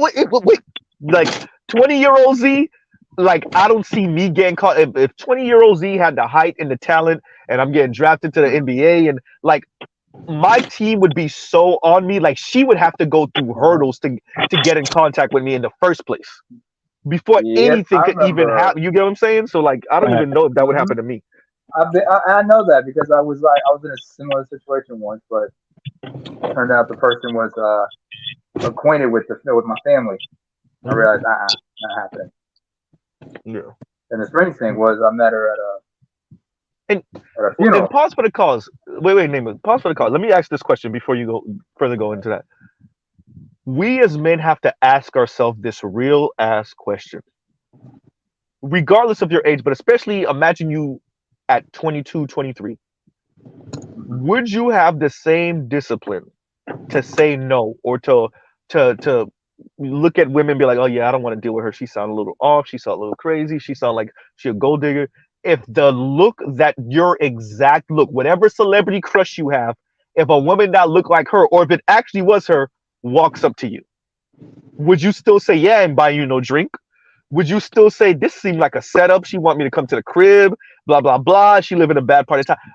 Would you have the discipline now and when you were in your early 20s? Would you have the discipline to keep on turning that down, to turn down the invitation to her crib, to turn down the blowjob in the car, to turn down her coming to your spot, knowing where you live? Because a lot of like, I'm never gonna let a girl know where I live. Never gonna let a woman know where I live. Would 23-year-old you say that when you had the money and let's say you're assuming you're not living at home with your parents, and if it was the woman with the look that whatever look it is, that's what I'm saying, right? Like we got to understand, like NFL players, entertainers in general, that's what they're shooting down on a regular. That's what we're telling them to do. Be 23, 24, 25, 26 years old. Have the women that these are not like everyday women. These are women that their mothers raised them to hunt niggas like you. And they have the look, right? And they might have the skills, but they definitely have the look, right? That's the reason why Lori Harvey's able to do what she do is because she has the look, right? She has the look, and her mom raised her to hunt for niggas like Michael B. Jordan and the African Brother and Future. She has the look, right? That's what we're talking about. So, yeah, it's easy to say that, but like it's different when you have the look and you might have the skills, and if you put it on them one time, it's a wrap. You know, so hey, I'm To I'm gonna be real. Me at 23, go. if I the type of woman that I like was probably back then more so kind of like shaped like Roxy Reynolds a little bit. Hell no. Today, mm, 90% I'm turning her down. yeah, me too. No, me And, too. and, Me and, too. and I'm just gonna be real. Like, yeah, Hmm. I had those days where it's like, you know what? Thank God I got a supportive person at home because it's like, yo, like, lady, if you wasn't the type of lady you was, it's a lot of temptation in these streets. You know, I've said that Indeed. to my girl, and I'm not like, you know what type of person you are. You know what your idiosyncrasies are. You know who you are. Yeah. And I've said that to my. I was like, if we were to break up, I'll probably chill out for a little bit. I'm gonna chill for a little. I'm not. I know me. I'm not gonna come back out here like because they tell you the best way to get over somebody to get under somebody. Eh, and I know why, though, right? I I like know, that. I like like I'm that on the phrase, up by and the up way. in my life right now. I'm on the up and up. I'm doing. I'm a ish in life. I'm a ish, right? Um, Mhm. and I just know, like, and it's a very particular the way my lady acts. I know I'm not finding that easily. You know when you know when you know. You know when you know you're like, okay, I this took some skill, this took some effort, but a lot of this is luck also. And I don't know if I'm gonna get this again, right? And it's not just the Time look, and place. it's the demeanor, it's the way they comport themselves and all of that. And you're like, I live in South Florida, I could get the look. That's nothing, right? Yeah. I could maybe even rent for a short time the fake ass demeanor that's really not there. They're just trying to see what you got and how they could get attached to it, right? But like Yeah. really sustain that, that's a different thing. And so yeah, I'm with better you on this where like, if the chick that has the look walked up at this point, obviously when I'm in a relationship, so it's easier to say no. But even single, I would have to really see where you at even before I smash, right? I would really have to see where your head is because smashing changes everything. It changes piping changes everything. It changes the way you thinking about it, and it definitely changes the way she thinks about it. That doesn't mean she's still not plotting on your ass though. So like, yeah, that Uh-huh. I could definitely at this age now, 22-year-old Z, probably not. Yeah, probably 22-year-old Z, they would have got me for cheap. I would have been paying child support right now. I would have been cursing out the world. I would have been permanently in constant state of red pill rage. Yeah, 22, 23-year-old Z. Oh yeah, they would. That would have too easy. Me, They done messed I up that mess. I'm in my mid 30s now, but yeah, they would have caught me too easy at 23 years old. Oh, 23? Shit, yeah, easy, easy. Me, fortunately for me, I'm too psychotic because I do have my head issues. Mhm. And when I was younger, I was like that. I was kind of simpish, but no, I was not. I was a simp at times. But yeah, I said it. But what would have deterred me from a lot of that shit was like I need some protection. Because remember, where's my head at that time?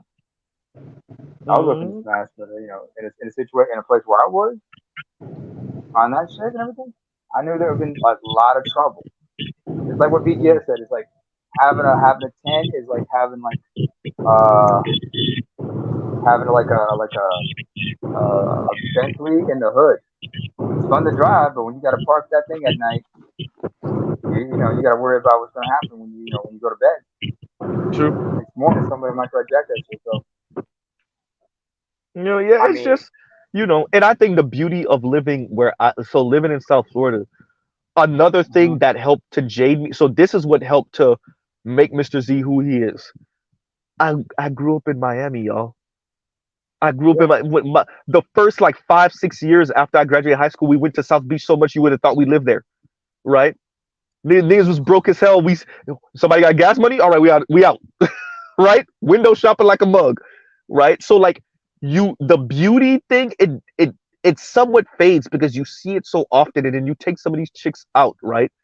and you get stood up, and then you actually do take some of them out, and every once in a while you actually get to smash, and like it just changes. It it just it that, oh, this incredibly bad whatever, and then because you've been around of that particular look and you've dated that particular look, that's the look of the era or the look of this time. You Yeah. start to expand out because you're like, okay, yeah, oh yeah, y'all into that look, right? Oh, the Kim Kardashian look is the thing right now. Yeah, I dated like three of them. Eh, right? So so like it it just changes, and for for me and a couple of my friends, it just was like at a certain point, it's just meh, right? So right now yeah, it's different, but like I said, 23-year-old Z, 22-year-old Z, yeah, I was having those experiences, but I was having those experiences because once again, you're you're young and dumb. You're young and dumb, and I give Zion some grace. I guess that's my long-winded way of saying that, especially if his support system isn't doing their job, because they're supposed to be his defense. They're supposed to be tackling these women away from him, stiff arm and That would everything, probably be his. right? We're talking about his mom and his stepfather. They're supposed to look. They're supposed to still be treating him like he's 17 and 16 years old, right? He's been It codified, reminds me but of the story of was it Shaq that when he got his first check, he went out and bought some expensive car, and his parents was on, or his agent, yeah. somebody No, it important, was No, his parent, his stepfather. his father, his stepfather was like, his "What you do?" stepfather. Like exactly. That's what they're supposed to be on him. Like, yo, I heard you over here You walking around with remember? Mariah Mills, bro. What you got going on? Like they're supposed to be on him. But forget You the remember? money. You Do you still supposed remember? to be a parent. Go ahead. Yo, do you remember the movie Love and Basketball? Omar Epps and Sana Lathan, Lathan, Sanaa, yeah. Chanel. Yeah. Sana Lathan, and Omar Epps. Remember that movie called Love and Basketball? Yeah, yeah, yeah. There was that one. Okay, there was that one scene when they were still in high, when the workman was still in high school, and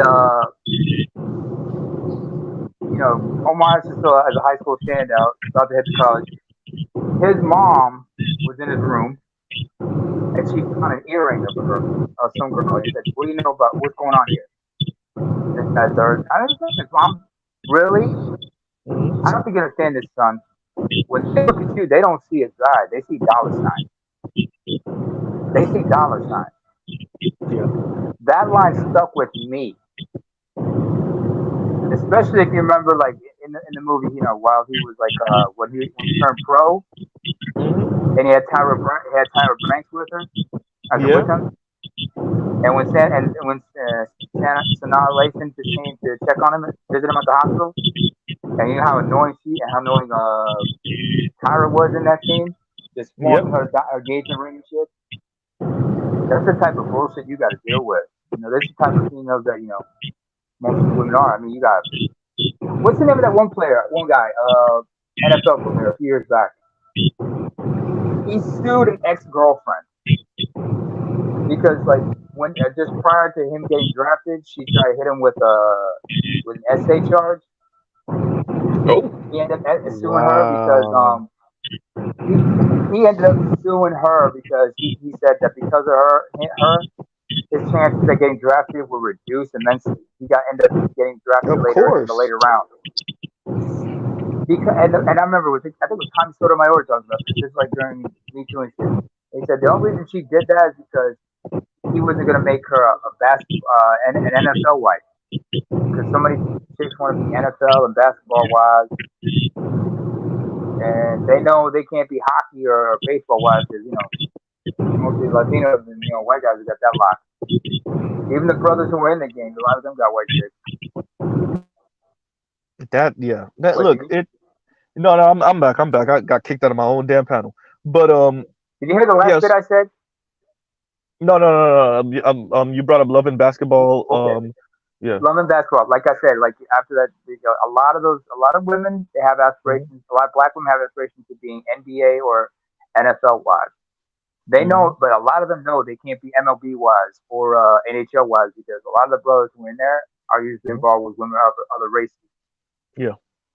and they got that locked down. Well, now Latino. apparently the play is soccer players, football players, like not American football, but soccer players. right? And like, yeah, Oh, I because got that stories on that one. I got stories for the you. money is over. There's money over there. We know that. Like, yeah. Nigga, I got stories to tell on that one. Like Mhm. guys from one of my favorite teams, Manchester United. Two of them have kids by the same women. No, they have no two teammates that have kids by the same woman. I don't know how the fuck that happened. One of them broke up, but she got a kid by him, and then she ended up, getting with Is another it one of just the teammates. like, and BGS spoke to this. I get it. Like the status of being with this chick, and like Uh-huh. she's the new hot car type thing. I get it. I get it. But bruh, look. Uh, so If I you mean, deal with let me give you an if you deal example. with better you, I can't do it. If you deal with Neighbor, I can't do it. I just can't. I can't. Man, I don't understand. first of all, Like in high school too. Like, oh, such and such, the popular nigga, he was fucking with it. Oh, I'm gonna go fuck with it too because I want to show that I'm on his level too. Like that. Stop. Y'all see, niggas is that was the thing. weird. Weirdo stuff, bro. Weirdo stuff. I'm telling you. Go ahead. Is it me, Neighbor? I think you broke up, or is that me? Because I cannot hear anything right now. Can you guys hear me? Okay. So All right. There we go. I it got comes. kicked off my Bluetooth. Oh, welcome Okay. back. Okay. Hey, welcome back, better you. But then again, like you said, soccer play, the money's in soccer right now because right now Mhm. Miami they got a new team, right? And you Yeah. got one Yeah. of I the don't know. biggest I think legends signed with them. did it come up yet? Maybe. Yeah. Yeah. Go ahead. Lionel Messi is now Hmm. is going to play in Miami next season. So, Yeah. Yeah. but Yeah. Yeah. No, that's gonna. I Yeah. No, remember that's different. but there's two guys I think of, two Argentinian players, Maxi Lopez and what's his name, something Ricardo. Mm. But after What after this, happened you guys, was, we gotta start making final comments because we got stuff to do, and Mr. Z got to be a boyfriend, and I can't do a 5 hour stream like I did the other day because she's gonna kill me, and I don't want. Look, y'all don't want Mr. Z showing up with a black eye and have to explain this in the black manosphere, right? How do I look showing up with and trying to give excuses? Ah, Watch them stabs, bro. hey, Z, what happened, Z? You part of the black manosphere. You over? Why you got a black eye? What, you lost a fight? Them stairs slippery, bro. yeah, Hey, hey, yeah. you know when niggas start making it for real, dog. Hey, bro, I fell down the stairs, bro. That. What I wanted to say was, Oh there's man. a player I could think of, retired player. His name is Maxi Lopez. He had a girl. He was married to a woman named Wanda Nara between 2008 and 2013. What happened was a teammate of his, a fellow Argentinian named Mauro Riccardi, started an affair with his wife. So his wife left him for Riccardi. But the thing was, is like, but Riccardi paid for his transgression because he was banned from playing for the national team as a result. He wasn't even part of the team that won the World Cup recently. Mm. But Maxi Lopez, and because Maxi Lopez is also good friends with the team captain Lionel Messi, they made sure Mauro Icardi got blackballed in a sense. That's how Lautaro Martinez and other guys got there. He had an opening. But that's the thing, there's like, you don't fuck with another man's wife, and if you have an affair and that woman leaves you for your teammate, that's some bullshit. I Because couldn't I do it, remember bro. they they I got it. couldn't do The next time they saw each other because it. they're playing the same league in Italy, next time they saw each other, they refused to shake hands. They Yeah, refused to shake hands I at the couldn't. game. Look. Oh, everybody here, listen. Everybody here. Me and my Mhm. lady break up. I'm talking to some random chick, and she's like, "Hey, by the way, oh yeah, my ex husband, yeah, his name is Indigo Flow." I'm like, "What? Wait, what? Skirt, skirt." Oh yeah, I used to date this dude on YouTube. Man. He got a YouTube thing. His handle is Shell Bentley. Skirt, right? Oh yeah. Oh yeah, no, my ex boyfriend, yeah, his name is Better You on YouTube. Skirt, like, bro, y'all don't understand, bro. Like, hey, when I say check, I please, get it. I get it. right? I get it. I get it. It's the sloppy seconds concept. I get it. Yeah, You don't want to bro, be. You don't want to be handled like sloppy bro, seconds. it's not just that. It's not just the sloppy second. It's the bro code, bro. It's the bro code. It's the Yeah. sloppy seconds thing too. But like for me, that for me is really the thing. But it's also the Uh-huh. bro code. It's like, nah, bro, I can't do it. I can't do it. Nah, I mean, if right? what if And your yes, boy was happy like, nah, Father's it's Day. cool. If Happy you Father. want If I to, haven't said it before, Happy happy Father's Day. fuck. Exactly. Yeah, you better Exactly. call your fuck. Trail said sounds like a telenovela. Exactly. Exactly. Oh, not the telenovelas. Right. Oh man, the telenovelas are popular in the Middle East. I'll tell you that much. If not, the Turkish soap operas. God damn. Yeah. Look, bro. I didn't even know Turkey had soap operas, but okay. Turkey has a lot of drama. So have a lot of drama series. I mean, in the Arab world, Hey, Lebanese and when we Syrians, they got their own. Egyptians. I'm like, get the fuck when out me of and here. my lady went to go see me and my lady and a couple of people went to go see Bad Boys 3 years ago, and I Uh-huh. promise you, like I was like, this is a goddamn telenovela. This is I was like, this Bad Boys 3 was a goddamn telenovela. Right, everything about it was a telenovela. Now he got the mixed Spanish son, homegirl over here, dying. She fell on a rock, and like everything about it was just. I'm like, bro, they done turned the whole Bad Boy series. Now we we in Spanish land, USA. We in Little Havana, right? Well, Like this is Miami, you know, exactly. And it's like and that's what I thought to myself. I was like, boy, y'all done turn. I get it. I get it. Latino audience, and okay, okay, cool, cool, cool, cool. well, Bad Okay, Boys everybody. 4 in the. They're working on Bad Boys 4, aren't they? Right. So Yo, yeah, yeah, yeah, yeah, yeah, yeah, yeah. it should be And fun. somebody who told me what was the name of the who did they take out? What's the name of the director? Um, um Michael Bay, Michael. Yeah, they said Michael Basin is out. because Yeah, and I was like, he's directed all three of the movies. yeah, I was like, so we're not gonna have that many explosions this time.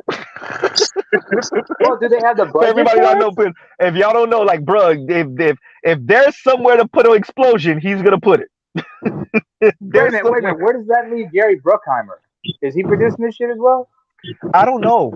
I don't know. I don't know. But yeah, yeah, yeah, yeah. That I just my coworker told me that Basin is out. Michael I was Bay, like, man, let oh, me check okay. this out. Yeah, yeah, yeah. But all right, closings. Go ahead, everybody. Big Kev, if you still listening, you want to do your closing, and better you Go and ahead, Big Namer. Go Cat. ahead, yo.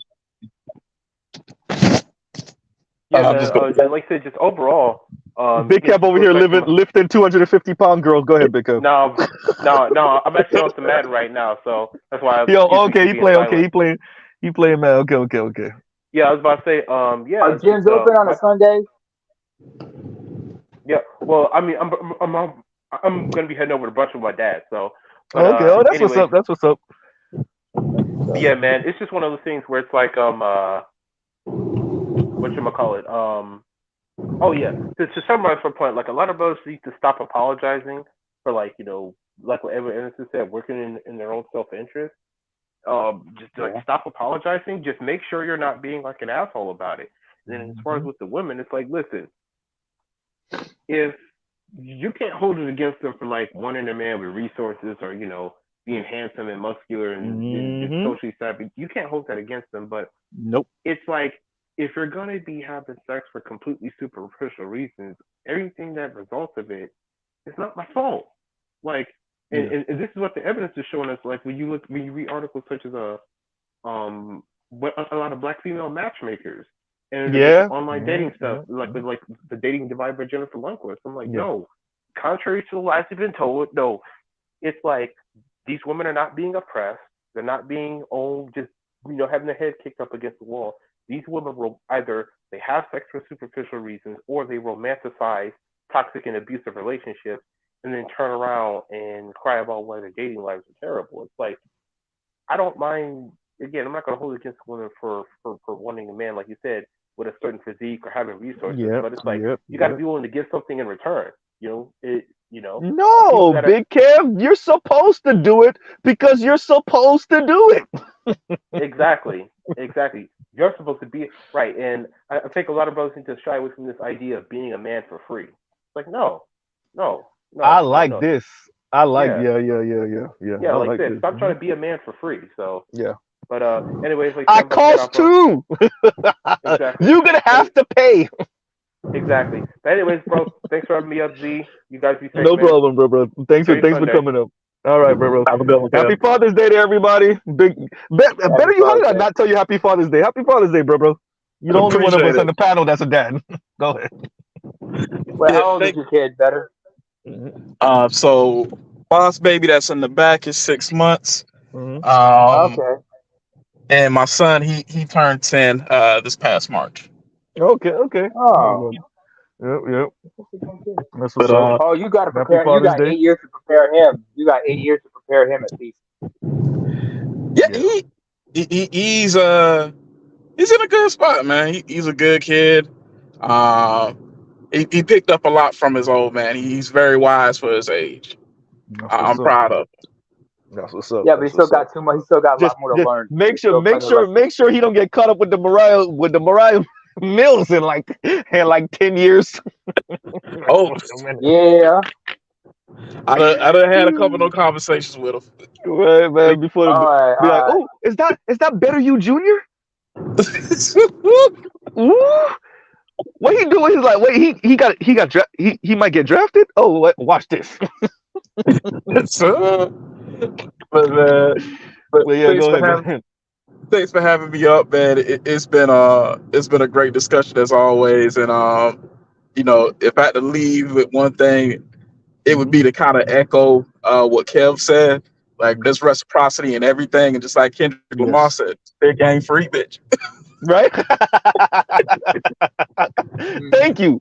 You're gonna do something, and it may not even be money, but man, you gotta cook something in here. Fold the sheet. Do something. Hey, um, Alexa, play Ti. Can't be your man, please. Y'all have a good one, Well, I man. got a All better right, better. song. You happy Father's Day. All right, bro. Peace, Yeah, man. peace. Like I for real. got a And better song actually. wait, David. The reason why I said Ti can't be your man is because like while he would pause, it would be a pause of the song, but like he would just make like a really good quips, right? And like during Mhm. the song, and it was just I loved it. It was like um I don't know. Anyway, it was. I just love that song. It was just the whole message behind the song was funny, and this is Ti when his Atlanta accent was heavier, so it Uh-huh. was just the perfect Ti, right? So, but go ahead. I just want to say this right now. If there's one song that's really important that most people should be bumping and take heed to, is like the Dr. Dre remix to Obi Trice's "The Setup." Mhm. That's the one with late Nate Dogg was singing the hook, but it Rest also in peace. Hmm. had the featured guest appearances of Redman, Lloyd Banks, and Jadakiss. And this is before the whole Hmm. Gene and Tupac shit. Okay. Keep Yeah. in Yeah. Yeah. mind what Jadakiss says in that song. He drops some knowledge right there, like he said. You want to deck him, but now everything's messed up. You want to deck him and deck her. You should have used her from the neck up instead of taking her to the shop. Take her scandalous ass to the doc and make her get a checkup. Not for nothing, you better stay down before long. It'll be a man down. But no, you gave her the world. She gave you an ass to kiss, but she's still your favorite girl. Damn. So all I'm saying is, if any woman tells you her experiences, don't believe her, and make sure. And in fact, to quote Tommy Sotomayor, but fellas, if you were the black woman, ask her when was the last time she went and saw an OBGYN. That's obstetrician slash gynecologist. Yeah. Yeah. You know, I'm sure you've had that question. I'm sure you've asked that question. I've I've I've asked that more recently, right? So yeah, but not when I was younger. I didn't. You don't get it, right? And that's why I brought Uh-huh. up when we went to have talking about Zion and Mariah Mills. Like when you're younger, you're just a horny kid. You're just a horny, so you don't get it, right? And especially if like You think it was a little if head. yeah, and it's even worse if you weren't socialized that let me tell you what this environment is. But if you get it, like Mr. Z's parents kind of put him on game before the fact, so I still was somewhat disciplined in that area, right? But I had a lot of other not so much friends. My friends were pretty good, but associates and like people that I just graduated high school with, man, you was hearing them. Man, they was getting caught up left and right in our early 20s, mid 20s, left and right, right. So Me, I like got I I said, got a it couple of was them now that got like 5 kids. You like, goddamn, and all of it is before a certain age, right? All of it is before like yeah, the age of 30, right? All of it is before. yeah. Yeah, of course.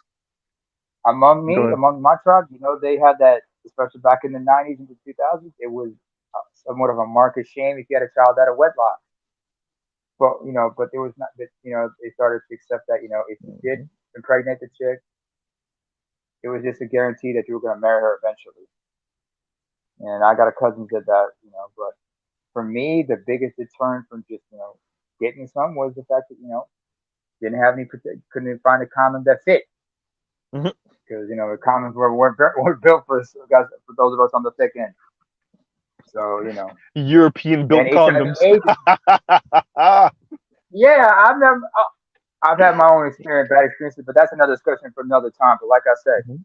but I had that experience when I first came here, and that's why I've become a condom connoisseur, being very knowledgeable about that shit. But since since the 2000, or since the 2000s, I've been like really involved in. I've been really real thorough in my research on safer sex, because, like I said, since the 90s, HIV/AIDS being what it was, that's the biggest deterrent. That's what deterred me a lot from a lot of things.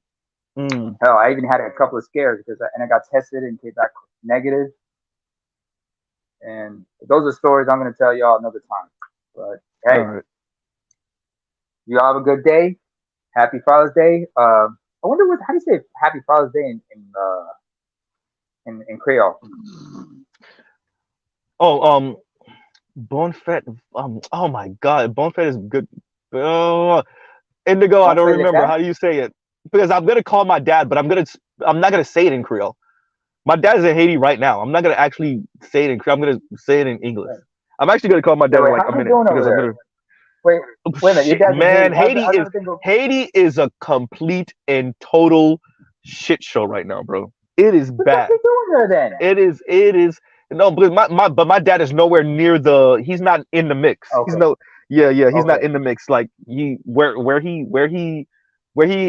he's staying, he's not in the mix. He's nowhere near the mix. But it's, yeah, Yeah, but it's a complete and total, man. It's a power vacuum. It's a power vacuum, and like anybody could get it, right? If I yeah, went right now, I would be so subject to being kidnapped. I'm not joking. I would I not be don't know what they surprised. I But don't know what they speaking of think they would have got. kidnapping, Yeah. I don't think I don't know what they think they would get, but well, speaking of kidnapping, we gotta yeah. cut this short before your girl and her friends start kidnapping you and starts giving you third Yeah, degree. nah. Yeah, nah, that So ain't happy gonna Father's happen. Day But to everyone and all. and Leon, happy Father's Day too. Leon was like, I'm a dad too. Be more inclusive, Z. Oh, so we didn't know you got kids. I Oh, said it I later. forgot I you said got it kids. later. I said it Kim, later. Well, man. And then I yeah, saw Dr. Kim, Thunder's in Kevin here too. C, Happy everybody. Father's Day. Happy Father's Day to all the Yeah, dads, happy Trill, Father's Day. Billy, everybody. Right, all the fathers in here. Yeah, Happy Father's Day. Happy Father's Day. I should have yeah, opened with that. My apologies, yo. My apologies. yeah. I should have definitely opened with that. But okay, yeah. So let's do that. Le dia de trois. I think they said it in French, Right? but Higgly Far's dog. Or no, Groove Far's dog, as they say in They're Norwegian. gonna ransom Z for the Z, man.